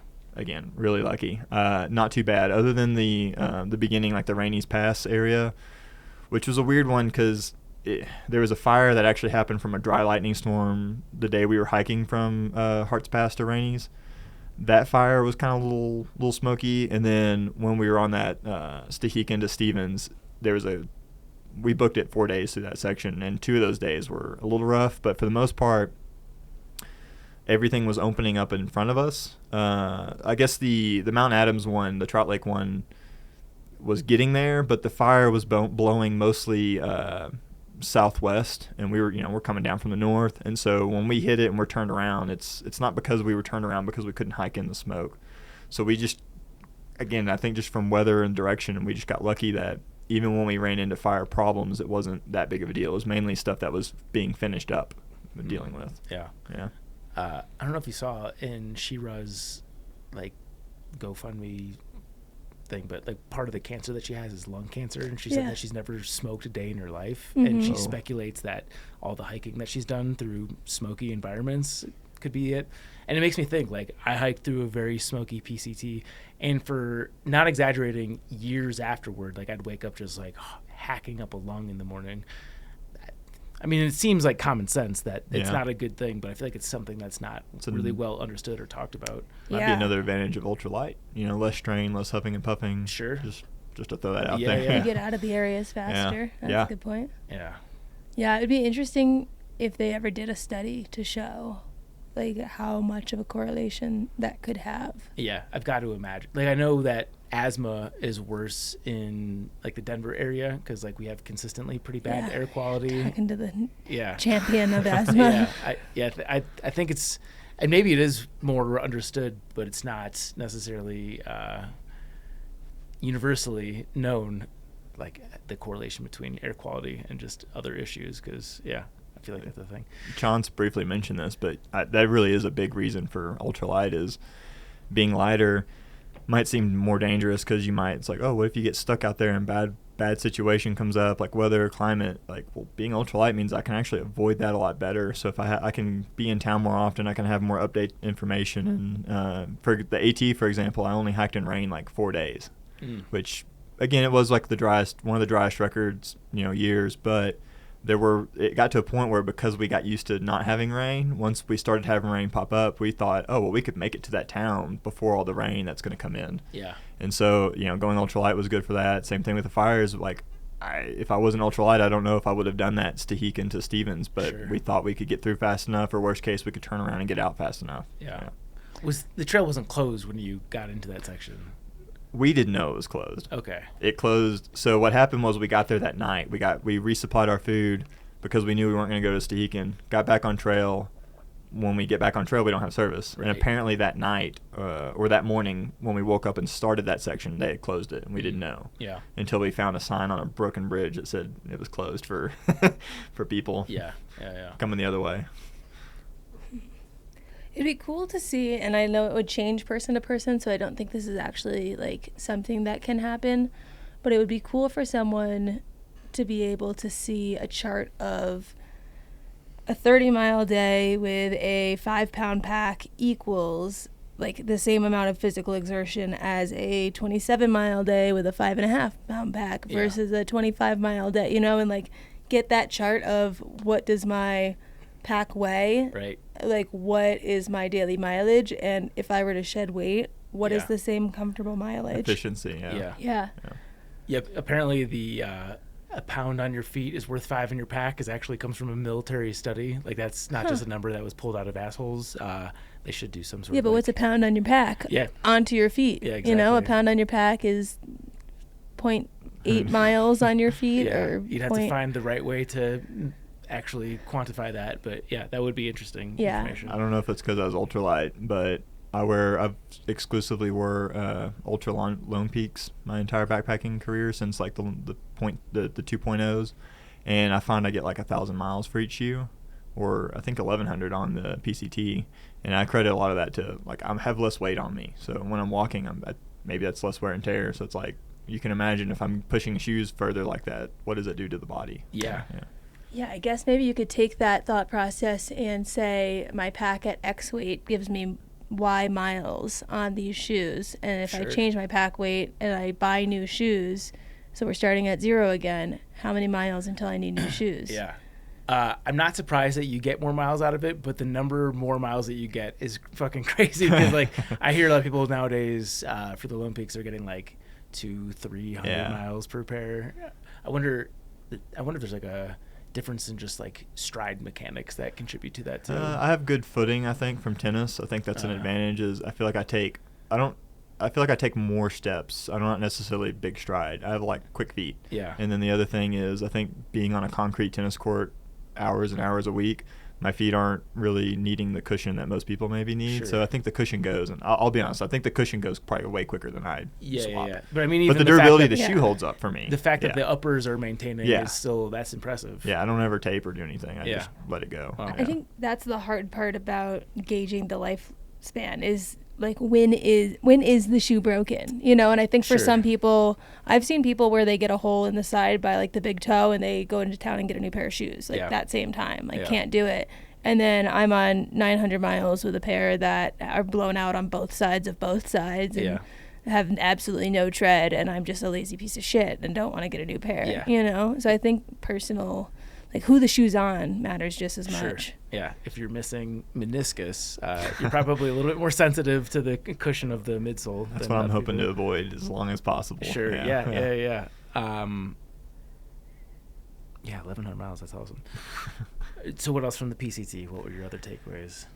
Oh, man. The PCT, it's kind of, maybe I deserved it, karma, because I felt like after doing the other 2 trails, it was hard not to say, oh, this is going to be easy, you know, compared to the other 2. It's going to be a walk in the park. It's the whole, it's equestrian graded. It'll be easy to walk. And then here I am dealing with all the fire stuff, which makes me have to hike faster than I planned. And that led to an injury. So, like, IT band syndrome really sucked.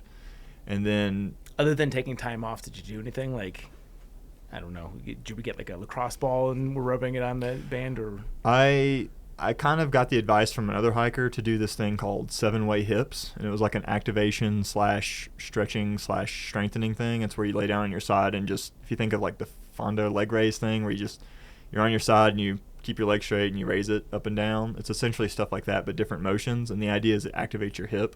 And so when I was on trail those first 2 days after taking time off, which during the time off, I talked to a sport medicine doctor I knew at home who prescribed me a oral steroid to kind of clear up the inflammation. Same thing if you have tennis elbow or any other inflammation, that's what they would do.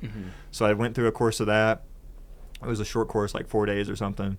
Went through that, had an inflammation gel, or you could just take max ibuprofen. I just went with the gel, and then did that the whole time. And then once I got on trail, I maintained the gel for a little bit, and then I did this activation thing, because I think it was more of the not having the blood flow properly and just the activation, and I think also a little bit of strengthening along the way, because the first few days back on trail, I could tell it was a problem, but it was never reaching, like if 100% was I'm dragging my leg, like I had my foot completely sideways and dragging my leg straight for like 30 miles when it first flared up before White Pass, and it was like the worst pain I've ever dealt with. And once I got back on trail, if that was 100%, I was getting up to like 70% threshold, getting really worried, but I would never quite hit the peak. And so I think that was from taking it easy, activation exercises, a little bit of inflammation gel. And then after another few days of that, it just kind of went back to normal. And then once it's at normal, it's a lot easier to maintain, because you just do the activation stuff and it's fine. I think it's people who keep trying to fight through it being flared up. I think you got to get that inflammation back to normal, and then don't let it flare up again. I think is the way to go. Is that something that you were wrestling the entire trail, or like you got to a certain point where you weren't even thinking about it? I did. It was kind of cumbersome because I did those exercises every morning, even if it was cold or rainy or whatever. I did them, and it probably took another 10, 15 minutes before I get out of camp. But I did do them the whole time, just because, funny enough, like I didn't do them right away. So when I got back on trail, I was just doing the gel and like taking it easy. And so there was like 2 days where I was getting up to 70% where I was worried. And then the first day I woke up and did them, I didn't notice anything. And so I had it in my head like, all right, this is like, I don't want to like, hex anything here. I'm gonna do this every day. And every day I did it. I was fine. And I didn't want to jinx it, so I just kept doing it. But that was it. I didn't, other than mentally not being confident, I was worried about if I was to say jog or like try to move at a faster pace. I was a little worried and hesitant. And so I didn't do that as much this trip. But other than that, I didn't have any actual symptoms carried on the rest of the trip. Were you jogging on the other 2 trails? Yeah, I did a lot of running. Yeah. It was like, but again, I wait till like the halfway point when my legs are super strong and dialed in and stuff like that. Yeah. Is this downhill? Like downhills? Okay. Yeah. Mainly to get to town on time. Yeah. That's a testament to having a light pack. Yeah. Because like I remember on the AT, I didn't try actually running for the first time until like after I got through the Whites. There's like a short flat stretch like before you get into Maine, if memory serves. And like I was so excited to do that. And I started to run, and like immediately I tripped over a root and faceplanted. Yeah. I'm like, all right, I'm never doing that again. I feel like I've been really good about not having actual falls on trail, but I'm really good at catching myself. And so the amount of times I stumble a lot, but I feel like again, maybe it's tennis or maybe it's just light pack, but I feel like I catch myself and make up for it. Yeah. So I've been fortunate enough. Yeah. So far. What advice do you have to somebody that is hearing this right now and would like to do the Triple Crown in 3 years? I mean, you gotta want it. I feel like there's a lot of social sacrifice. It's I'm not married or anything like that. I had a job that I wasn't afraid to quit. I didn't have like a bunch of bills or anything forcing me to work, so I was able to save up in advance. So I feel like you have to long term want it. I think if you were to jump into it, you could jump in and take a year off and do one trail, but I think if you're going to try to do all three, you'd have to be okay with either working like some part-time job you could pick up, like bartending or ski bum or something. You'd have to really want it. You'd have to work a lot in between. So I think it's better to just long-term plan and save up a lot and then just go for it. Yeah. A lot of prep too. Do your gear prep. It goes a long way. Would you advise somebody to do it in 3 years, or do you think there's a virtue to spacing it out? I chose 3 years because I just liked it. I like the idea of kind of staying in that routine, if there is any, of knowing that, all right, this is what I'm doing next year. This is what I'm doing next year. Because I feel like the more you space it out, the more likely something's going to come up and stop you from doing it. Like you're going to find a dream job. You're going to, maybe you end up dating someone who's not okay with you leaving. Like there's going to be some reason that if the longer you put it off, I feel like the more likely there's a chance for it to miss. And I feel like I'd already put it off for 4 years. So for me, I feel like it's just go for all of them. And I think it's the best way. If you want to do all of them, I think you might as well try to do them all back to back to back. Yeah. Fuck, marry, kill. Yeah, I figured that was coming. I mean, as much as the PCT was like a dream of both of them, I think in a weird way I'd kill it just because the CDT is just close enough and has like the high peaks of the CDT I think maybe are better. So I would choose to marry that one because you could redo it over and over and do different routes. And then, you gotta fuck that AT because, like, I think having the dream experience on it, which I feel like I did, like having a really good weather window, having a good tramline, feeling good, like, I think it'd be hard to re-hike that one because I'm worried it won't be as good as the time I had. So if I only did it one time, I'd be really happy. Whereas the CDT, I feel like I could do it over and over. Yeah. It's been a minute since we've gone down this route, which is surprising. There's got to be a good shit story in there somewhere, right? This is one of my most disappointing things in life is I've not had a shit story. No? You didn't shit your pants? Nope. 8,000 miles? It's weird because when y'all were trying to get stories for the book, it was over the course of me, essentially doing my hikes. And I'm not kidding. Like I would be like, you know what? Like anytime I got close, I was like, you know what? I don't care. If I shit myself, it would be a good story. And I would get to town or I get to like the place. I'm gonna get Taco Bell. Yeah. Really push the odds. It's like I would purposely be like, maybe I'll push another 10 miles, and then it just works out. And I'm like, damn. Wow. So that's when you're seeking the shit story. That's when it evades you. Yeah. So anyone that doesn't want to shit their pants, you just gotta want it. You have to want to shit your pants. Yeah. Kind of a conundrum there. It worked out. I think that's another maybe superpower is I do have a pretty slow metabolism, so I'm like a once every other day person. So it's Same. like it's not that big. This is like day. a once every other month sort of person. Every day. Yeah, get out there. Doesn't even happen. No. I think it was. But then it surprises you when it does because you can't plan. Yeah. There's no consistency. It sounds more ultralight, less toilet paper. Yeah. It is definitely less toilet paper. Better for the environment too. Yeah, you're just very green. I'm leaving less trace. Not only are you very red, but you're also very green. Yeah. I feel like I dug such like the amount of cat holes in the AT was just. I mean, I could probably count them on like my hands, like because I was almost always able to get to a privy that was worth using or town. It's like just kind of worked out. I was always on that trade of I'll just wait for the privy. Yeah. Just kind of privy jumping. Yeah. I wish. I fucking wish. Yeah. It's like I have like a 2-minute warning at all times. Yeah. Sweet. What's next? Oh, okay. So I feel like this year is my first year to kind of see. All right, maybe do I want to dial it back and go back to somewhat normal life? And I'm going to try to do my more freelancing, work for myself type coaching for most of the year. But I do have the Arizona Trail planned for October, so I'm going to stick with that southbound. Your year off is just a 700-mile trail. Yeah, just an easy month. Yeah. And if all goes according to plan, me and Pony are actually going to try to hike that together and go out there and just kind of go fast. But fast for experienced hikers is still. It might be it's we're gonna go a little slow for maybe what we could do, but still fast for others, and just kind of have a good time out there and enjoy it. Are you worried that come June, you're going to get that itch? Yeah.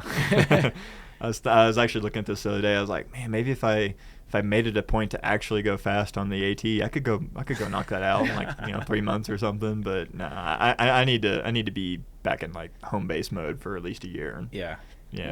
Which reminds me to all the 2024 hikers that are listening to us, happy FOMO season. Yeah. Welcome to your first, if it was your first hike in 2024, welcome to your first FOMO season. We are in it. The weather window has opened. All of your friends that you hiked with last year are probably posting that they're on a new trail and you're not, and that sucks. The good news is next year you will also have it. Doesn't ever go Yeah, away. it doesn't. You know what though? It starts to sting less as you start to accept the mediocrity of going back to life. I am attempting to do the YouTube stuff for the first time because I feel like it was a good way to, as y'all probably know, is like to kind of stay in the groove, kind of stay connected to people. So it's like I've been trying to do a few of those, and it's fun. It keeps the interest there, but I don't know. It kind of makes me want to be back on trail more. Yeah, no. I was gonna say that is my tip to somebody is start an internationally renowned hiking podcast. It gives you excuses to go to places. Yep. Yeah. Exactly. Also, I was pumping our tires. I don't know if that's a fair assessment. No. Let's end with the sponsor question. Thank you to Element. Use our URL, drinkelement.com/trek for a free sample pack with your first order. What is your hottest take in the world of backpacking or the outdoors at large? A hot take. Unpopular opinion, something that might not be... You can take it in any direction you want. I thought the Z-Light tip was a good one. Yeah, that was a really good one. Doesn't necessarily fit, but whatever you want to say works. Yeah, you already used it. I mean, I'd probably go back to what I said about cold soaking. I think everybody thinks they don't like it because they don't like cold soaking, and the truth is nobody likes cold soaking. Okay. But I do it because it makes town food better. And so it's one of those things like cold soak because it gets you by, and it's only dinner. Like it's not like I'm cold soaking the whole day. So the whole day I'm eating more packaged foods. It's like my breakfast is packaged stuff, snacks. I snack all day. All my food is accessible for the whole day. I don't like to stop and take my pack off. And so I think the cold soaking is like still a hot take, even though a lot of ultralight people do it. I think it's kind of still there. Yeah. People hesitant. What's your go-to snack on trail? I think like Chance, I love chocolate. So like especially late in the day, I eat the Hershey's has a bar called the Symphony chocolate bar, which is like a little bit more milk chocolate, so it's like not as dark as normal. And it's probably my best for that. And as far as like snacking during the day, I actually really like Mentos. I love Mentos. They're great because they're like big Skittles. Yeah. There must be something in your guys' genetics because first the pineapple pizza. You don't know this, but Chance texted me on the side being like, "I love pineapple pizza." Yeah, I said if we're telling secrets, my go-to order is pineapple and black olives. Oh yeah. Mentos apparently. I feel like there was a couple of other. They're things. a little slower than most food. Most food you just throw a handful in your mouth. I like the Mentos because kind of like maybe Jolly Ranchers or something where you can just kind of slowly eat them. Yeah. And they distract you a little bit. A pack of Mentos on a day you've got a big climb is like, that's the difference between crying and not crying. Sure. I feel like if you're ever that desperate for a shit story, just grab a Diet Coke, a Mentos, and I feel like once it gets inside of you, it's got to have a rupturing. Isn't that the combination? Yeah, but that's terrifying. That's like it's like when you find out birds shouldn't eat rice at weddings. If there was ever time, thing, did their stomachs explode? Because then they drink water and the rice expands and their little tummies can't take it. Yeah, let's go there. If there was ever a time I would have had a shit story, I fully expected it to be after I left Ghost Ranch in New Mexico heading toward Cuba. I expected Ghost Ranch to have a bigger resupply, and it didn't, so I was extremely limited on food. And I was hiking out, and you have to leave like the dirt road from that place. You have to walk on a paved, like, I guess it's a highway road, even though it's like one lane. And I was walking on it for a mile before getting to the dirt road, and in a gallon Ziploc bag. Like, I'm really hungry. I have like a day of food for like a 3-day stretch. Gallon Ziploc bag. I look on it. It's on the side of the road. It's filled with pizza. And so I pick that up. I examine it. And I'm like, this looks pretty clean. And I realize there is a hole in the back of it. So my interpretation is someone either threw this out a window, which if they threw it out a window, I feel like it would have ended up in the grass. This is on the shoulder. It must have slid off of the top of a car. So I'm playing all these hypotheticals in my head on why it's probably okay to eat it. And then I eat it all. Didn't have a problem. Wait, is it in a gross box? Or not gross? A box or like a Ziploc bag? Just a gallon Ziploc bag. This was intentional. Yeah. This is probably a hiker that got a hitch to town and left it on the roof of a car. I think it had to have been on a car because it was like road rash, like hole on the back. Like, because I picked it up thinking it was fine. I looked on the back, I was like, why is there a hole here? You just can't be sure that that's not a mouse or something that got into or it. 18 It was too. days I think it was too old. big for. I think it was too big for a mouse. Okay. And it had no indication of any bug or any dirt. Yeah.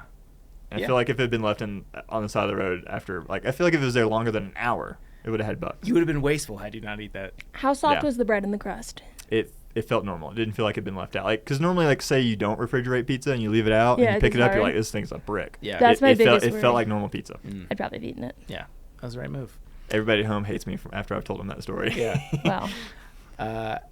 Well, Austen, PI, you're the man. Thank you so much for joining us here on Backpacker Radio. Yeah, I appreciate it so much. I feel like it's been the long con of 8 years. Do you want to stick around for segments? Definitely. I do need to go to the bathroom. Yeah, now. let's Same do we it. all do. Where can we find you? Yeah, You didn't do my this bad. last time My either. bad. Come on, Zach. Yeah. So really the only thing I use is Instagram, and it's Austen with an E, so AUSTEN.MC. And you said you're trying YouTube? Trying YouTube. It's Austen with an E dot McDaniel. Sweet. Yep. So We'll put it got in the show 3 notes, videos. too. Yeah. Yeah, fuck yeah. Been good. Yeah. PI, thank you so much. Cool. Be right back. Austen numbers. To the Trek propaganda portion of today's show. Our buddy Austen sticking around for segments today. The first one is big FKT news. Carl Saab has another one under his belt. This is by Katie Jackson. Carl Saab destroys Tayrora. I don't know how to say it. FKT averaging 60 miles per day to set jaw-dropping new record. Belgian ultrarunner Carl Saab shattered the fastest known time on New Zealand's Tayrora, completing the 1,900-mile trail in just 30 days, 8 hours, and 50 minutes, averaging a staggering 60 miles per day, and breaking the previous record by more than 17 days. That's insane. That's fucking bananas. That is bonkers. Yeah. You've probably, if you pay any attention to the FKT world, you definitely have heard his name before because he's set FKTs on the PCT, AT, and Via Alpina Red Trail. I had never heard of that one, but that's another FKT of his. So congratulations. Big news in the FKT world. The next one is that's a wrap on the Badger sponsorship for 2025. We raised a little over $23,000 for Rebuild Hot Springs area. So thank you to everyone who got involved with this year's sweepstakes. 100% of the proceeds went directly to the nonprofit, which goes to rebuilding efforts helping restore essential services and revitalize the town's trail magic. Congratulations to this year's winners, and a mega huge thank you again to all the brands for getting involved, especially the top tier sponsorship brands, which is Gossamer Gear, Farm to Feet, and Jetboil. Again, we don't receive any of the money, but they donate a higher number of products to the giveaway. So they are the all-stars. But again, thank you to all the brands, too many to mention here. And if you want to be in the know for next year's Badger sponsorship or any future giveaways that we are hosting, the link to the Trek's newsletter is in the show notes, and that's the best place to get everything Trek related. All right, question of the day. This is Chance. She literally has turned. She's the Charlie from It's Always Sunny in Philadelphia meme, just like crunching numbers. I don't know what is happening over there, but this better be good. Leave me alone. What do you mean it better be good? It's going to be what it is. Better be accurate. I saw you during the entire interview. You were jotting notes. Because my brain is stuck and I need to unstick it. Yeah, all right. Like, okay. I talked to our pal about this before the show started, which is sometimes Just because he calls you drink bitch doesn't mean you get to not to refer to him by his name. Pal. Bud. P.I. Champ. pal. Sport. Because I was trying to do the math behind this, and I got a math problem stuck in my head that I knew, and I still know this, is a very simple thing to do if I could remember, like, what equation does it. And so much time has passed since school that I had to go about it, like, the long way, and it's just very frustrating. So this is unrelated to the podcast? No, this is related to the question of the day. It just is so far from the point that it's more of a me problem than anything right now. I would have guessed that, but go ahead. Yeah. Question of the day. Does either of your gingerness come from Irish heritage? Do you celebrate St. Patrick's Day? Two-parter. Okay. I'll let you go last because I'm sure your answer is the most interesting. Do you want to start? Yeah, I mean, I feel like I got a little ginger in me. My hair is mostly like strawberry blonde, a little red beard, but my last name's McDaniel, so a little bit of Scotch and Irish kind of in there. I think my heritage actually comes from both. But yeah, I mean, my family goes to Chicago for St. Patty's Day. I unfortunately have yet to join them on this journey. It's something that they've been doing the last several years, and I kind of look forward to doing. But as far as me individually, not so much. Yeah. I don't know. Maybe I'm left out on that. Chicago on St. Patrick's Day is the best. Although it's funny because I feel like if you're going to attach a European heritage to Chicago, it's Polish. It's not Irish. Yeah, I have no idea about the city itself. Yeah. I think Irish more so you attach to like New York and the East Coast cities. But I mean, there's definitely a good, strong Irish contingent in Chicago. But I think got the Green River and everything. You know? Yeah, I think it's close to Arkansas. They definitely get off on St. Patrick's Day. Yeah. That I can attest for. But I don't know if this is going to have to be fact-checked. It's probably wrong, but I heard that Chicago had the second most amount of Polish people outside of Krakow, Poland. Really? Yeah. Huh. I heard that a long time ago, and I haven't fact-checked so they're full of ish. Yeah. And Polish, Irish, Scottish. And lots of sausages. Wow. I know the exact percentage of my British/Irishness because I did the 23andMe thing, and it's 40%. Okay. Maybe less than you would have guessed based on my complexion and skin cancer, but yeah, it's like 41%. So the government has that DNA. That if I could go back and undo it, the conspiracy theorist in me doesn't love the fact that I volunteered that, but live and learn. Yeah, you can't win them all. Yeah. Okay. All right, the big one. I brought notes because my go-to answer is no, I'm not Irish. My mom's side is all Italian. My dad's side came from England before then France. But we have a family tree, and if you go back you see funny stuff on here. People start getting silly titles the higher up you go. And so you actually have a physical family tree? Yeah, this is my dad. And this one right here is Charlemagne. And I've got every step in between. So I thought I would go through and I'd see if there was any Irish ones on there. Yeah. And that's where this started to spiral. So I printed this out, and I thought, we'll just have a laugh. We'll go through it. We'll see the funny Irish titles, and we'll make a decision on what % Irish I might be from way back when. And then I was driving here, and in the midst of the car crashes and going to a pizza place that wasn't open and all the things that I did leading up to this, I was mentally anguished by the fact that I had the realization that, there's all of this is one tree of men, and then men, and then men, and then men. And then every time they marry someone, there's no part of that branches up too. Mm-hmm. So any of these dudes could have married some chick that's 100% Irish, and we wouldn't know. Sure. Right? Yeah, very good point. And then my brain went to, well, how many people are missing from this tree if we're talking about going up? If every person has a wife, and we were to actually look at the wife, and then they have 2 parents, and then you look at that parent's wife, and then presumably most of the kids are coming from a woman. They both have... both have a parent, right? So then you get to the 2 sets of grandparents, and then if you don't ignore the wives there, then you get the doubles again. So then as I'm driving here, I'm like, well, how many people? What percentage is this even? What does this even matter? My head is spiraling. So I did the math for how many parts of this tree back to Charlemagne are missing for if we had included all the wives. And the answer is 1,181,116,004 people are missing from this tree if we were to go all the way up. And how many people to are where in the Charlemagne tree? is? Well, a lot of this is siblings and shit, their siblings don't matter to me. I mean, this guy's related to me via this guy, but any of his siblings are net the same genetics, so that doesn't matter. It's all trash. But we're missing billions. Yeah. So take this with a grain of salt is all that says. That's a good point. I feel like my family claims the Scotch-Irish, the little bit of land in between way back when, because our first ancestor here was a Scottish-Irish mercenary from 7 generations ago. There was a lot of mothers in between all that. And I know my grandparents, my grandma's mostly Swedish, so it's yeah. Well, and it's 50-50, right? Yeah. I'm just as much of this dude's genetics as his wife's genetics, and I'm only getting the dude side of the story. The name. And so Charlemagne's 45 people back, if I counted right just now.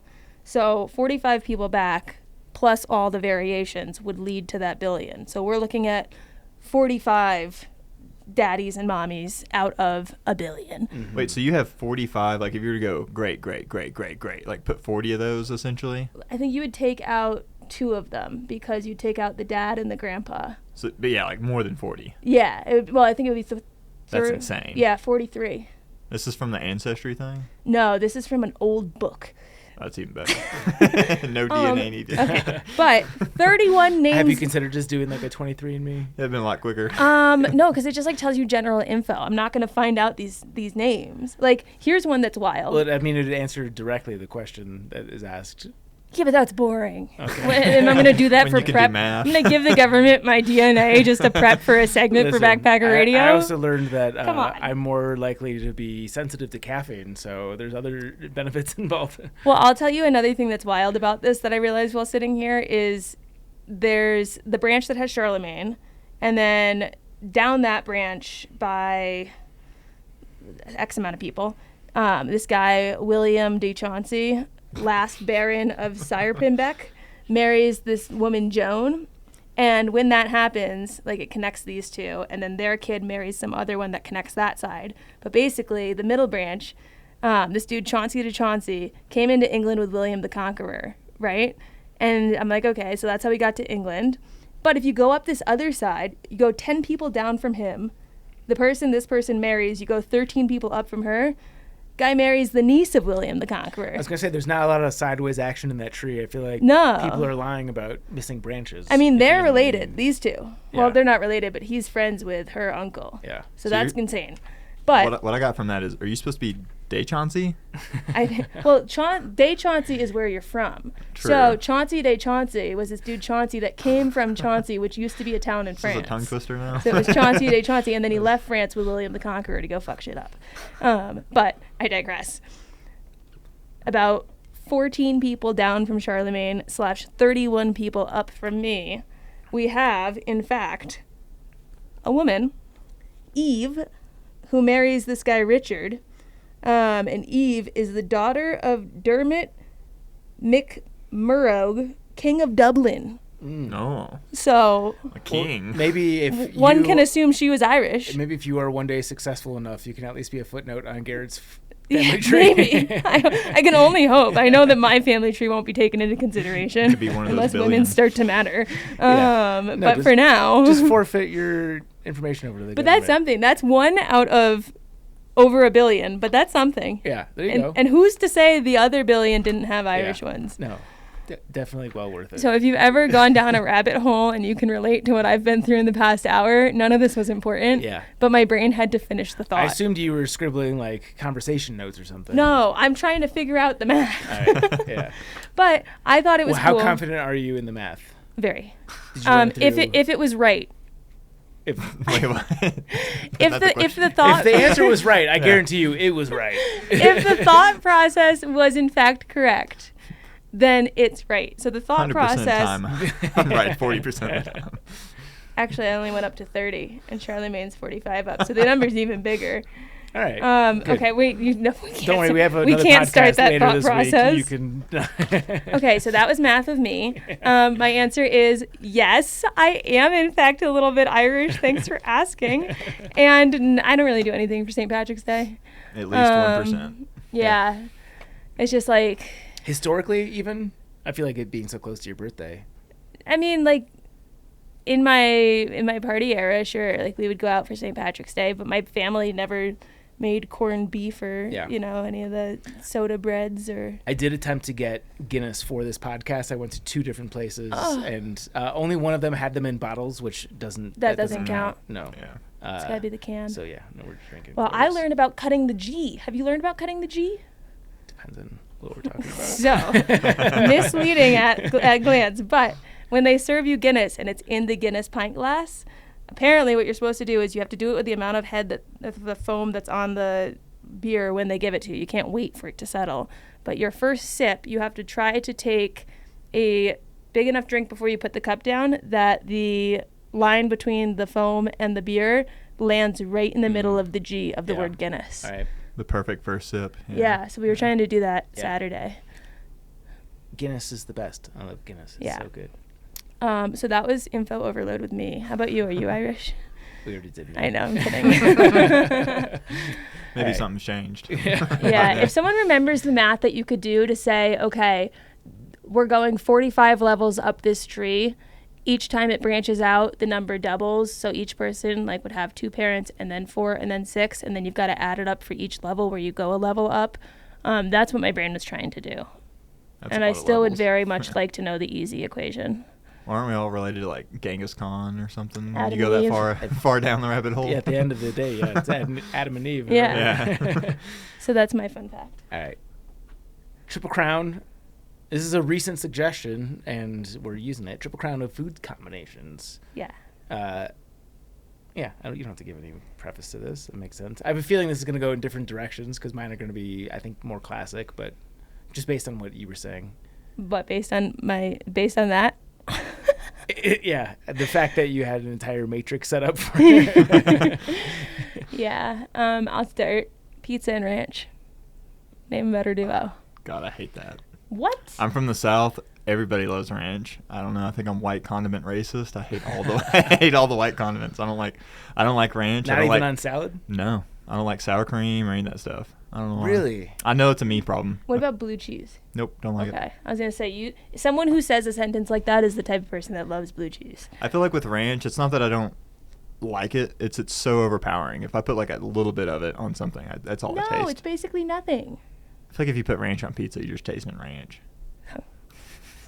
Are you putting ranch on the entire piece of pizza, or is this just a crust operation? It's a little dip, bite, bite. All right.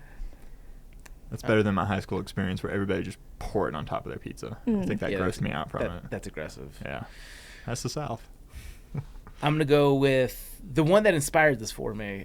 And every time I have it, I've never once gotten sick of this, and it's perfect in every context, is just eggs and bacon. Oh, my God. Yeah. Ooh. Doesn't matter if it's wrapped in a burrito, just by itself. You can add any other ingredient that you want, but the pairing of eggs and bacon is perfect. You can use bacon as a spoon to get scrambled eggs and eat the egg. It's just, I've never seen 2 ingredients that make better sense together than eggs and bacon. Yeah, fair. Right, I like that. I mean, not quite bacon, but Canadian bacon, pineapple. We already talked about a little bit about the pineapple pizza today, but yeah, it's my favorite combo. So you get a little bit of a little sweet. Or just? Yeah, I mean mostly for the pizza. Yeah, I'm pretty consistent with every time I get pizza. I try to go Canadian bacon, pineapple. But I mean the ham, you got ham, you got a little sweetness from the pineapple. Sure. Kinda good combination for those who love it. Yeah. I'm usually not a big pineapple on pizza guy, though. I thought Woody's today was good. They did a good job with it. A little olive action. Yeah, Ooh, black olives yeah. and pineapple. I'm telling you. I'll have to start doing that more. I don't do the olives normally. I don't know what they do to it, but it just tastes good. Yeah. Yeah. So pretty simple there. Yeah. You're on the turn. You get 2. Oh, I get 2. Yeah. All right. Let's see. I mean the classic PB&J. I don't know if this counts for this. No, I figured it's on someone my was list. going to use it. That was on the my one list. that I was going to use as like this is a Yeah. food combination. I figured if I had the chance to claim it, I would, Yeah. because I mentioned like I eat the same thing all the time, and no joke, all the grade school my lunches were PB&J. The only thing I changed was the quantity. It's still good. Yeah. PB&J still slaps. On trail, great. Yeah, Everything. I don't care what anyone says. PB&J is timeless. I don't think it can be. I don't think you can beat it for having just like 2 ingredients for just bread. Yeah. My next one, I have some excellent options. I'm going to have to go with the most honest answer here, and that's just bread and butter. Ooh. Legitimately. The bread and butter? Yeah. Like, I know it's boring and a little too classic, but either one of them by themselves are not good, which is what makes the combination so spectacular. I mean, like, bread sometimes by itself can be good. No one's eating butter by themselves. Are we talking toast or just It doesn't bread have in to be general? toasted. You could just take like a piece of sourdough bread, scoop it through some butter, and you're having a good Like a time. Texas Roadhouse roll situation. Yeah. And there's not a type of bread where butter does not work. True. Is the more important. That matter is here. true. Yeah. It works on everything. Salted butter is so good. Yeah. When you go to a place that gives you rolls and then they give you salted butter, you know it's going to be a good meal. Yeah. So bread and butter never has failed me in my entire life. Okay. I have an honorable mention, but I'm going to go with my next one being honey and cheese. Yeah, sure. Charcuterie classic. You can mix in olive and or like a prosciutto. Again, I'm just spelling out a charcuterie board, but any of those things you could pair together and it tastes delightful. Yeah. So. Agreed. You got another one? Yeah. My last one that I'm going to go with, hard one to narrow down, but I'm going to make my final call, scallops and bacon. Anytime there's Definitely a bacon-wrapped less scallop. Unconventional. No, have you ever had bacon-wrapped scallops? I don't think I have. You are missing out. They are delightful. Yeah. They're Like so good. bacon wrapped. I mean, to Zach's point, like bacon on anything. True. You mentioned eggs, but Yeah, you but wrap anything in scallops on their bacon. but scallops on their own are also incredible, and bacon on its own is incredible. And then you put them together, and they are doubly as incredible. Versus sometimes you could put bacon on things like asparagus, and then on its own, it's still just fine. Mm-hmm. You know. I will say I like the scallops. It's like, yeah, something I don't normally gravitate toward, but you put bacon around it, and all of a sudden I'm like, oh yeah, I've been missing Yeah. out. I didn't It even is realize really this good. was a It's a common thing. thing. Oh yeah, Yeah. toss them on a grill. All right. That might be the only time I eat scallops most of the time, It's so good. which is a shame. They are Scallops good. are very Yeah, good. They're good. Yeah, and I'm really bad at cooking them. So if I ever go to a restaurant that has scallops, I feel like I have to take advantage of it because I can't make it for myself. Sure. All right. I'll have to give that one a shot. I will also have honorable mentions for my last real pick. I can't leave this on the table. I'm going. You have no idea. I've options, and I'm kind of torn between them. I don't feel confident in one of these being standout. I'm going. So I have a bad habit. I'd probably weigh 140 pounds if I didn't have like Donuts. 11 p.m. snacky. I get hungry at 11. Like right before I go to bed, my blood sugar drops, and I feel like I need something. I ate a lot of candy before bed. Yeah, it's bad. I go and raid the pantry, and most of the time I'm just combining stuff with Nutella. I love combining Yeah. stuff with Nutella. Yeah. I've tried everything. I think that like a overripe banana and Nutella is the king. Banana and Nutella. I've tried everything. I've tried every item of fruit. I've tried bread. Peanut butter's nice. Like nothing is bad. Nutella is kind of like bacon. It's universal. It's gonna work with everything. But I think Nutella and banana, chef's kiss. I will say really a good. great snack, if you want it to last longer, is slice the banana long ways in half so that you get 2 long halves. Yeah, make a sandwich. Put Nutella on one side, put peanut butter on the other, Sure. glue it back together, and then slice it the Yeah. right way. Yeah, and yeah. then you take a little fork and you just pick them up. Oh, they're great. Yeah. Great little work snack. Like that. Yeah, I'm more of a peanut butter and banana person, but yeah, the Nutella, that's pretty good. Yeah. I almost need to stay away from it because I already eat so much candy normally. I don't need more chocolate. It is very addictive. Like, Mm-hmm. yeah, peanut butter is a little bit more self-limiting. Nutella is like, I can just eat this by itself. I can put it Yeah. on a leather boot. I'm going to finish the boot. I feel like Yeah. Nutella is the closest thing to like legal crack. It's just For so sure. good. Well, when you bring the little jar of it on trail, too, like nothing beats laying in your sleeping bag at night and just like licking the spoon of Nutella. Yeah. You know? Yeah. So nice. Okay, your turn. You got All last right. one. I wasn't worried about anybody stealing this one. My last one is probably pretty gross, but I used to like going to Wendy's. And I know what people are thinking, like, oh, Frosty and French fry. That No, was exactly where my Yeah. head went. no, Frosty and the chicken nuggets. Those are so good. I love doing that. We're connecting on something Yeah, I was because. gonna say, Well, because we, you're need a home. we need a supercut of every time that's happened. But Did you check that family list? Yeah, Is there any McDaniels? Because I've only ever eaten Yeah. chicken nuggets with Frosties, and people give me crap all Oh, the time. They're like, so that's the good. grossest thing. And my only comparison is like, well, like people eat chicken and waffles that normally have like syrup. I was like, so sweet with the chicken makes sense. Yeah, right. It's just chocolate sweet. Yeah. Yeah. And it's, I guess Frosties are chocolate, but yeah, Sure. it's a weird one because you want the chicken nuggets to still be hot, even though the Frosty's cold. But something about The that. same with the French fries. Yeah, it's the same thing. Yeah, something about Yeah. having that like boom Sweet right in and your mouth. It savory, hits both. crunchy, soft, hot and cold. It makes gives a you lot of everything. sense. Yeah. Everything. Yeah, And I always look like a So there. weirdo when they ask me, Nope. what sauce do you want? I'm like, I'm good. Yeah. Just give me my Frosty. Yeah. Yeah, I'm 100% with can you on buy it. that. Very Yeah. conscious about it. Buy onto that. Honorable Honorable mentions. mentions Doritos Ooh. and salsa. Mm. I know a lot of people Okay. dip Tostitos chips in salsa. Allow me to blow your mind. This is usually done with nacho cheese flavored okay, Doritos yeah. or Cool Ranch. I prefer the Cool Ranch, but sometimes the nacho cheese. But really, any Dorito would work. But Aren't you a big proponent of the sweet chili? sweet chili, yeah. But Not for salsa. I haven't tried that one with salsa. I feel like that'd be a lot of flavors. Just take a Cool Ranch Dorito or a nacho cheese Dorito, get a jar of salsa, open the lid, dip it in, take a bite, and write us our 5-star review because it's going to change your life. So good. I got a random Taco Bell burrito the other day because I was just trying to save a little bit of money, and there's the Taco Bell right down here that's fairly close. I asked for double decker taco supreme. They didn't have it, so I just like panic ordered something on the menu, and it was a burrito, like a steak burrito with I think Doritos in it. There was something crunchy happening in there that I was not prepared for. I think they do that. It was terrible. It was so bad. I don't know if Taco Bell's gone downhill. My memory of it has distorted how good it was, or some weird combination, or like that. Maybe that's just a bad Taco Bell. But yeah, it was like so just, and it was $9 for that and a small Diet Pepsi. We got to see if there's an app. You got to use the app. It does. Yeah. Does it have an app? I did try to use the app. It was a little bit less intuitive compared to the McDonald's app. I got home from trail this year. I had like 30,000 points on my McDonald's app. We're big fans here. I was really disappointed because I was trying not to eat McDonald's when I got home. Yeah. And just immediately had to go use them. That McDonald's app is really nice. Yeah. That killed me. I think that started when I was on the AT. Yeah. Honorable mentions? Yeah. French fries and mayonnaise. Mustard and ketchup. But the food combination has to be something that you eat on its own. Oh, I was thinking like a hot dog with mustard and ketchup, Yeah, or a hamburger sure. with mustard. Like they go well together. Yeah. On other things. I guess in the example of peanut butter and jelly, most people are not just eating peanut butter and Yeah. jelly. So I guess that flies. I think the main honorable mention for me is like ice cream with stuff like cake or brownie. Yeah. You throw ice cream Ooh. with like something. Again, it's kind of like that hot and cold. Sure. For some reason, you put them together and they're You're great. consistent. Like you put any type of ice cream with a brownie, it's like, oh my god. Yeah. Yum yum sauce and hibachi. I started going down a sauce train. Johnson's always on a sauce train. Saucy.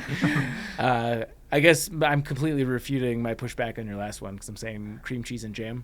Oh, you know what is also a weird one that I used to do a lot as a child that now kind of freaks me out?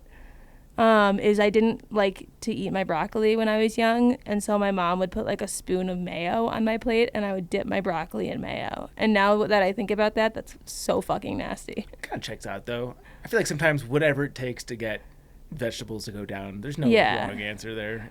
Yeah, I think that's very gross. Yeah. But that was a really good combo Did if you you're guys- mayo curious. I'm wondering, is this a Davis thing or is this just a universal thing? But mayo and artichoke, like the actual full artichoke. Like I you rip wouldn't the know leaves anything off. about it because I I'm tried white an condiment artichoke. racist and I don't like mayo. That's true. You did mention that. I was gonna say I tried artichoke for the first time like a year ago. Really? I've Okay. never known how to approach eating it. Yeah, we ate a lot of artichokes growing up. Artichoke's good Really? though. Yeah. You can throw that on pizza. But not even like the artichoke hearts. I'm talking like the full, like, Oh, the whole thing. yeah. It looks Still like- good. Yeah. Yeah. And the artichoke is very good. Sweet. That was good. Okay. Food combinations. We have a voicemail. Do we? This is a good time to Hey. plug, again, our 300th episode coming in. So if you want to leave us a voicemail, the link is in the show notes. And here we go. Hey, Zach and Sean. I just listened to your episode with Penguin. Just wanted to add that as a Canadian living along the Quebec border, I can confirm that the majority of Quebecers can speak English. Most of the time, they choose not to because they don't want to hear you speak French. They choose not to speak English because they don't want to hear. Oh, I'm gathering that just means like they're avoiding any sort of conversation because They're just avoiding me. so Yeah. my buddy Yeah. Strider that I hiked pretty much 2/3 of the Triple Crown with, that's where he's from, is Quebec. Okay. And Interesting. his native language was French. yeah. Yeah. Did But- we confirm what our buddy Brandon He just said? says almost everybody there speaks English, but they avoid it unless they know you're English. So after the AT, we went into Canada because might as well. And then because I was able to go to Canada with him. Quebec, everything sits like right above the Vermont Long Trail. So I went and stayed with him for a few days with his family in Quebec, and I was like, dude, like I don't speak any French. He's like, no, everybody speaks English. And so that was the case. It was like everybody would speak English like right away as soon as they could tell like I was gonna say something in English. Yeah, they don't. They want to speak French though. They don't Yeah. like speaking English. Got it. No bag. Okay. Festive. In honor from Rachel in parentheses in honor of St. Patrick's Day. She's really feeling the holiday spirit today. Is she Irish? Maybe. Let's check her tree. Full-blooded. I write a poem to send to Badger and Chauncey, our friends. A limerick sure, 'cause these leprechauns pure bring hiker trash joy now and then. Each episode fills eager ears with poop tales and hitchhiking fears. I'm out walking slow with miles to go, vibing to animal years. Here we go, I'm getting the rhythm. Nice. Each guest speaks of talents they bring, except Jabba, who does his own thing. He may be a clown, but wears a triple crown. Of course, he's the real hiking Viking. Nice. Did Zach hike the AT? Hard to say. He claims he went all the way. Why hike all those miles and write about trials just to call the Trek hiker buffet? Ooh, that's nice. That's good. I like that. When on trail, Chance can't keep it together. Midday meltdowns, she's on a short tether. It might be unsafe how little she chafes, yet her tears could rival the weather. We ought to cut Chance some slack, for she's always catching some flack. She may tend to bawl. 5'1" is not tall. She could most likely fit in my pack. Both hosts can be funny, I swear, like when trail turns to trials with flair. But trials will be on the PCT when your bread pillow is found by a bear. I write. These are awesome. These are really good. This is incredible. I write while awaiting a hitch, for I've gotten that backpacking itch. From the cinnamon connection comes a cinnamon infection. Shall I ask where is my sticker, bitch? So here's to the dirtbag report, to poop stories that I adore. I'll give a 5th star, though it's all gone too far, but who could resist hearing more? P.S. If you ever need someone part-time or blog articles written in rhyme, I know you desire me. Don't wait to hire me. $50 per hour will be fine. Oh my That was God. awesome. From Bert, but Yeah. that was really good. Yeah. That's incredible. Yeah. That was a 5-star review? What That was a mailbag. Mailbag? Oh my yeah. gosh. Yeah. Bert, hit me up. We'll figure something out. Yeah, that, I think like he deserves more than a sticker. Yeah. That was excellent. That was very well done. Yeah. At first, I was worried like you could just plug this shit into AI and get something, but like this was so That's It's so specific. specific. Too specific. It yeah. definitely was not AI. I think so- "Where's my sticker, bitch" was my favorite line. Yeah, very well done. Wow. Mailbag, or not mailbag, 5-star review. This is from PBaby25. Creating an itch only a 5-month thru-hike could screw. What could it be? ... This podcast has been my go-to for months now, and my only regret is that I didn't finish it sooner. Find it sooner. Yep, that makes more sense. Listening You'll to never y'all, finish it. listening to y'all on my daily 4-mile walks has become a highlight in my life. I love the banter between you two and the guests, and for always keeping it fun, interesting, and entertaining. I feel like Chance and I would be friends in real life. Okay. Hopefully one day I will be able to convince someone to thru-hike the PCT with me before my number is called. Thanks for supplying the thru-hikers and wannabes with top-tier content from Page C. Page C, we love ye. Yeah. We're in the rhyming mood Yeah, now. we're feeling rhymey. After that limerick. If you guys want to hear your review read on this podcast, head on over to Apple Podcasts and leave us any number of stars. Just not 1, 2, 3, or 4. We should also give a shout out to the mailbag. If you guys want to send us an email, podcast@thetrek.co. Speaking of podcast@thetrek.co, if you want a free sticker, screenshot your review and send us an email, podcast@thetrek.co, and we will send you one. And we now have the capacity to do it because Yes. there was a little bit of a gap where I think it fell onto my lap and I just didn't do it. Mind the gap. That should never fall onto your. That was just silly if it fell onto your lap. My lap is very small and full of other things, so yeah, it didn't get done. But everyone who sent in a screenshot will eventually get their stickers, just maybe taking a little while. Thank you to Element, our title sponsor for today. We have sung the praises of their delicious electrolytes many times, and as someone who has gotten hyponatremia on the AT, I'm very grateful to this product. I still, to this day, drink one every day. Actually, this is a reminder. I've had a couple beers today. I should probably drink some There Element. you go. before I- I'll need quite a bit when I leave. yeah, we'll hook you up. We'll hook It you up. is the sole reason I was able to get out of bed Saturday morning after spending Valentine's Day at Dave & Buster's. Ooh. You got drunk at Dave & Buster's. We closed it down. They're open till 2 Hell a.m. yeah. So your prediction for remaining calm on St. Patrick's Day might not play out. That was a warm-up. No, because I don't care about St. Patrick's Day. Valentine's Day, like when you're in a relationship, you feel obligated to do something. I understand you don't care about St. Patrick's Day, but I feel like you probably care about your birthday. We have a podcast on St. Patrick's Day. Do we? Yeah. We had a conversation about it where we both said we don't care about St. Patrick's Well, Day. I don't care. But I'm talking about St. Patrick's Day is usually celebrated the weekend. Yeah. During the weekend. So No, I'll be celebrating my birthday. right. So that'll be the weekend with the hangover. Yeah. Okay, that's what I was trying to get at. Yeah. Not with But that'll be Element. from my birthday, not from St. Patrick's Day. Let's not get that confused. Sure. But yeah, we'll be drinking Element. Yes. And they are the best. I'm a big fan of the grapefruit and the citrus, the lime flavor. I don't know what else is more to be said. I am really missing the raspberry.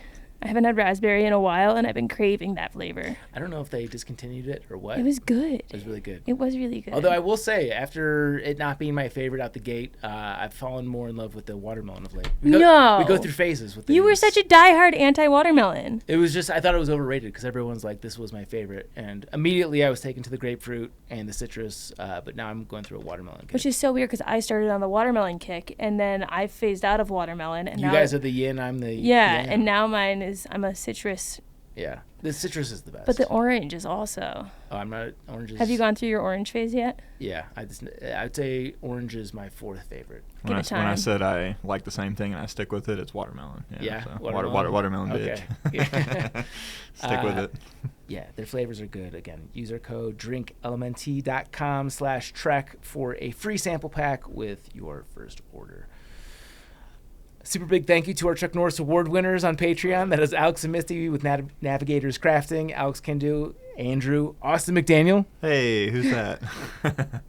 Thank you very much for all the support over the years. Yes. And I will say that we're not having you on the podcast because you're a Patreon supporter. We're having you on the podcast. Like I said, the long con. That's all I know. Yeah. Also, you did come very, very highly recommended via Pony. So if you guys want to get on the podcast, make sure to go through Pony because that's a short circuit. Man. Yeah. Brad and Blair from 13 Adventures, Brent Senberg, Brian Alsop, Fables, Christopher Marshburn, Coach from Marion Outdoors, Derek Cook, Eric Casper, The Friendly Ghost, Eric Hoffman, Ethan Harwell, well done, right? Ethan Harwell done, Jillian Daniels, Greg Knight, Greg Martin, Greg McDaniel, his name, Griffin, hey, would you bring me a beer? Haley Buckingham, Dallas, Madame, Patrick Ciancialo, Rebecca Brave, Sawyer Products, Spam, Timothy Hahn, Solo, and Tracy Trigger. Thank you to our guy, Paulie Shallcross at Old Man Murph's Coffee. Go to ommcr.com to get you some delicious beans. At Backpacker Radio on TikTok and Instagram. At BackpackerPod on X, Facebook.com/BackpackerRadio. You can follow Chance. You can find me on Instagram at Juliana_Chauncey. You can find me on YouTube at Juliana Chauncey. Press play and let it play. And you can get my book, Hiking from Home, a long-distance hiking guide for family and friends on Amazon. I know I've been saying it's its birthday, but this weekend's actually its birthday. Well, 3 days ago from when you're listening to this, if you listen on time, because I am selfish and I released it on my birthday, so Definitely I'd never gave forget. that book to my mom before I left on Did my you? trips. Yep. Is it bad that I don't even know what date my book released on? Well, that's why I did my birthday. I would never forget. Apparently February 1st. Good date. Okay. Yeah. Yeah, my first strong. YouTube Well, happy video. anniversary. I remember panic publishing it because I had to leave to go out to a job and I didn't want to have to think about it anymore. So I just got it out. Yeah. It worked out. I timed it, not intentionally, but the year I got Harper. So however old Harper is how many years old the book is. And then when it's my birthday, it's the next anniversary. Yeah. Just combining things. I've never once done an anniversary for anything. Jess asked me recently when the trek started because she's like, we should probably do an anniversary. I'm like, oh yeah, we missed the 10-year a while ago. I don't even, I'm bad at being sentimental, but we'll do something. When did it go from Appalachian Trials to the trek? I think that was 15. So Happy anniversary! and I think it was the end of the year, so maybe we'll celebrate a 10-year trek Decade. anniversary. Should we sometime. make a big to-do? We could do something about it. Probably should. Yeah. I feel like I'm bad at that, and maybe it'd be good to be good at that. Maybe you just delegate that out. Maybe Yeah. just tell us the budget Oh, hold on. and then delegate everything to someone else. And it could be like a surprise party for you. I can get you the exact date. Okay, yeah, do that. December 3rd, 2016. Okay, we so got still another some year. time. We got some time. You had a year prep. It's funny, yeah. I was off by a year. I don't even know what. That's all right. I'll figure life out eventually. Follow us on YouTube. Hi, Internet. What's up, YouTube? Thanks for watching. Yeah. You got to enjoy our wheel made a reappearance today. I'm not doing what it lands on. The light didn't go out in the sign. Okay, she's not doing what it landed on. And that's it for today's show. Yes!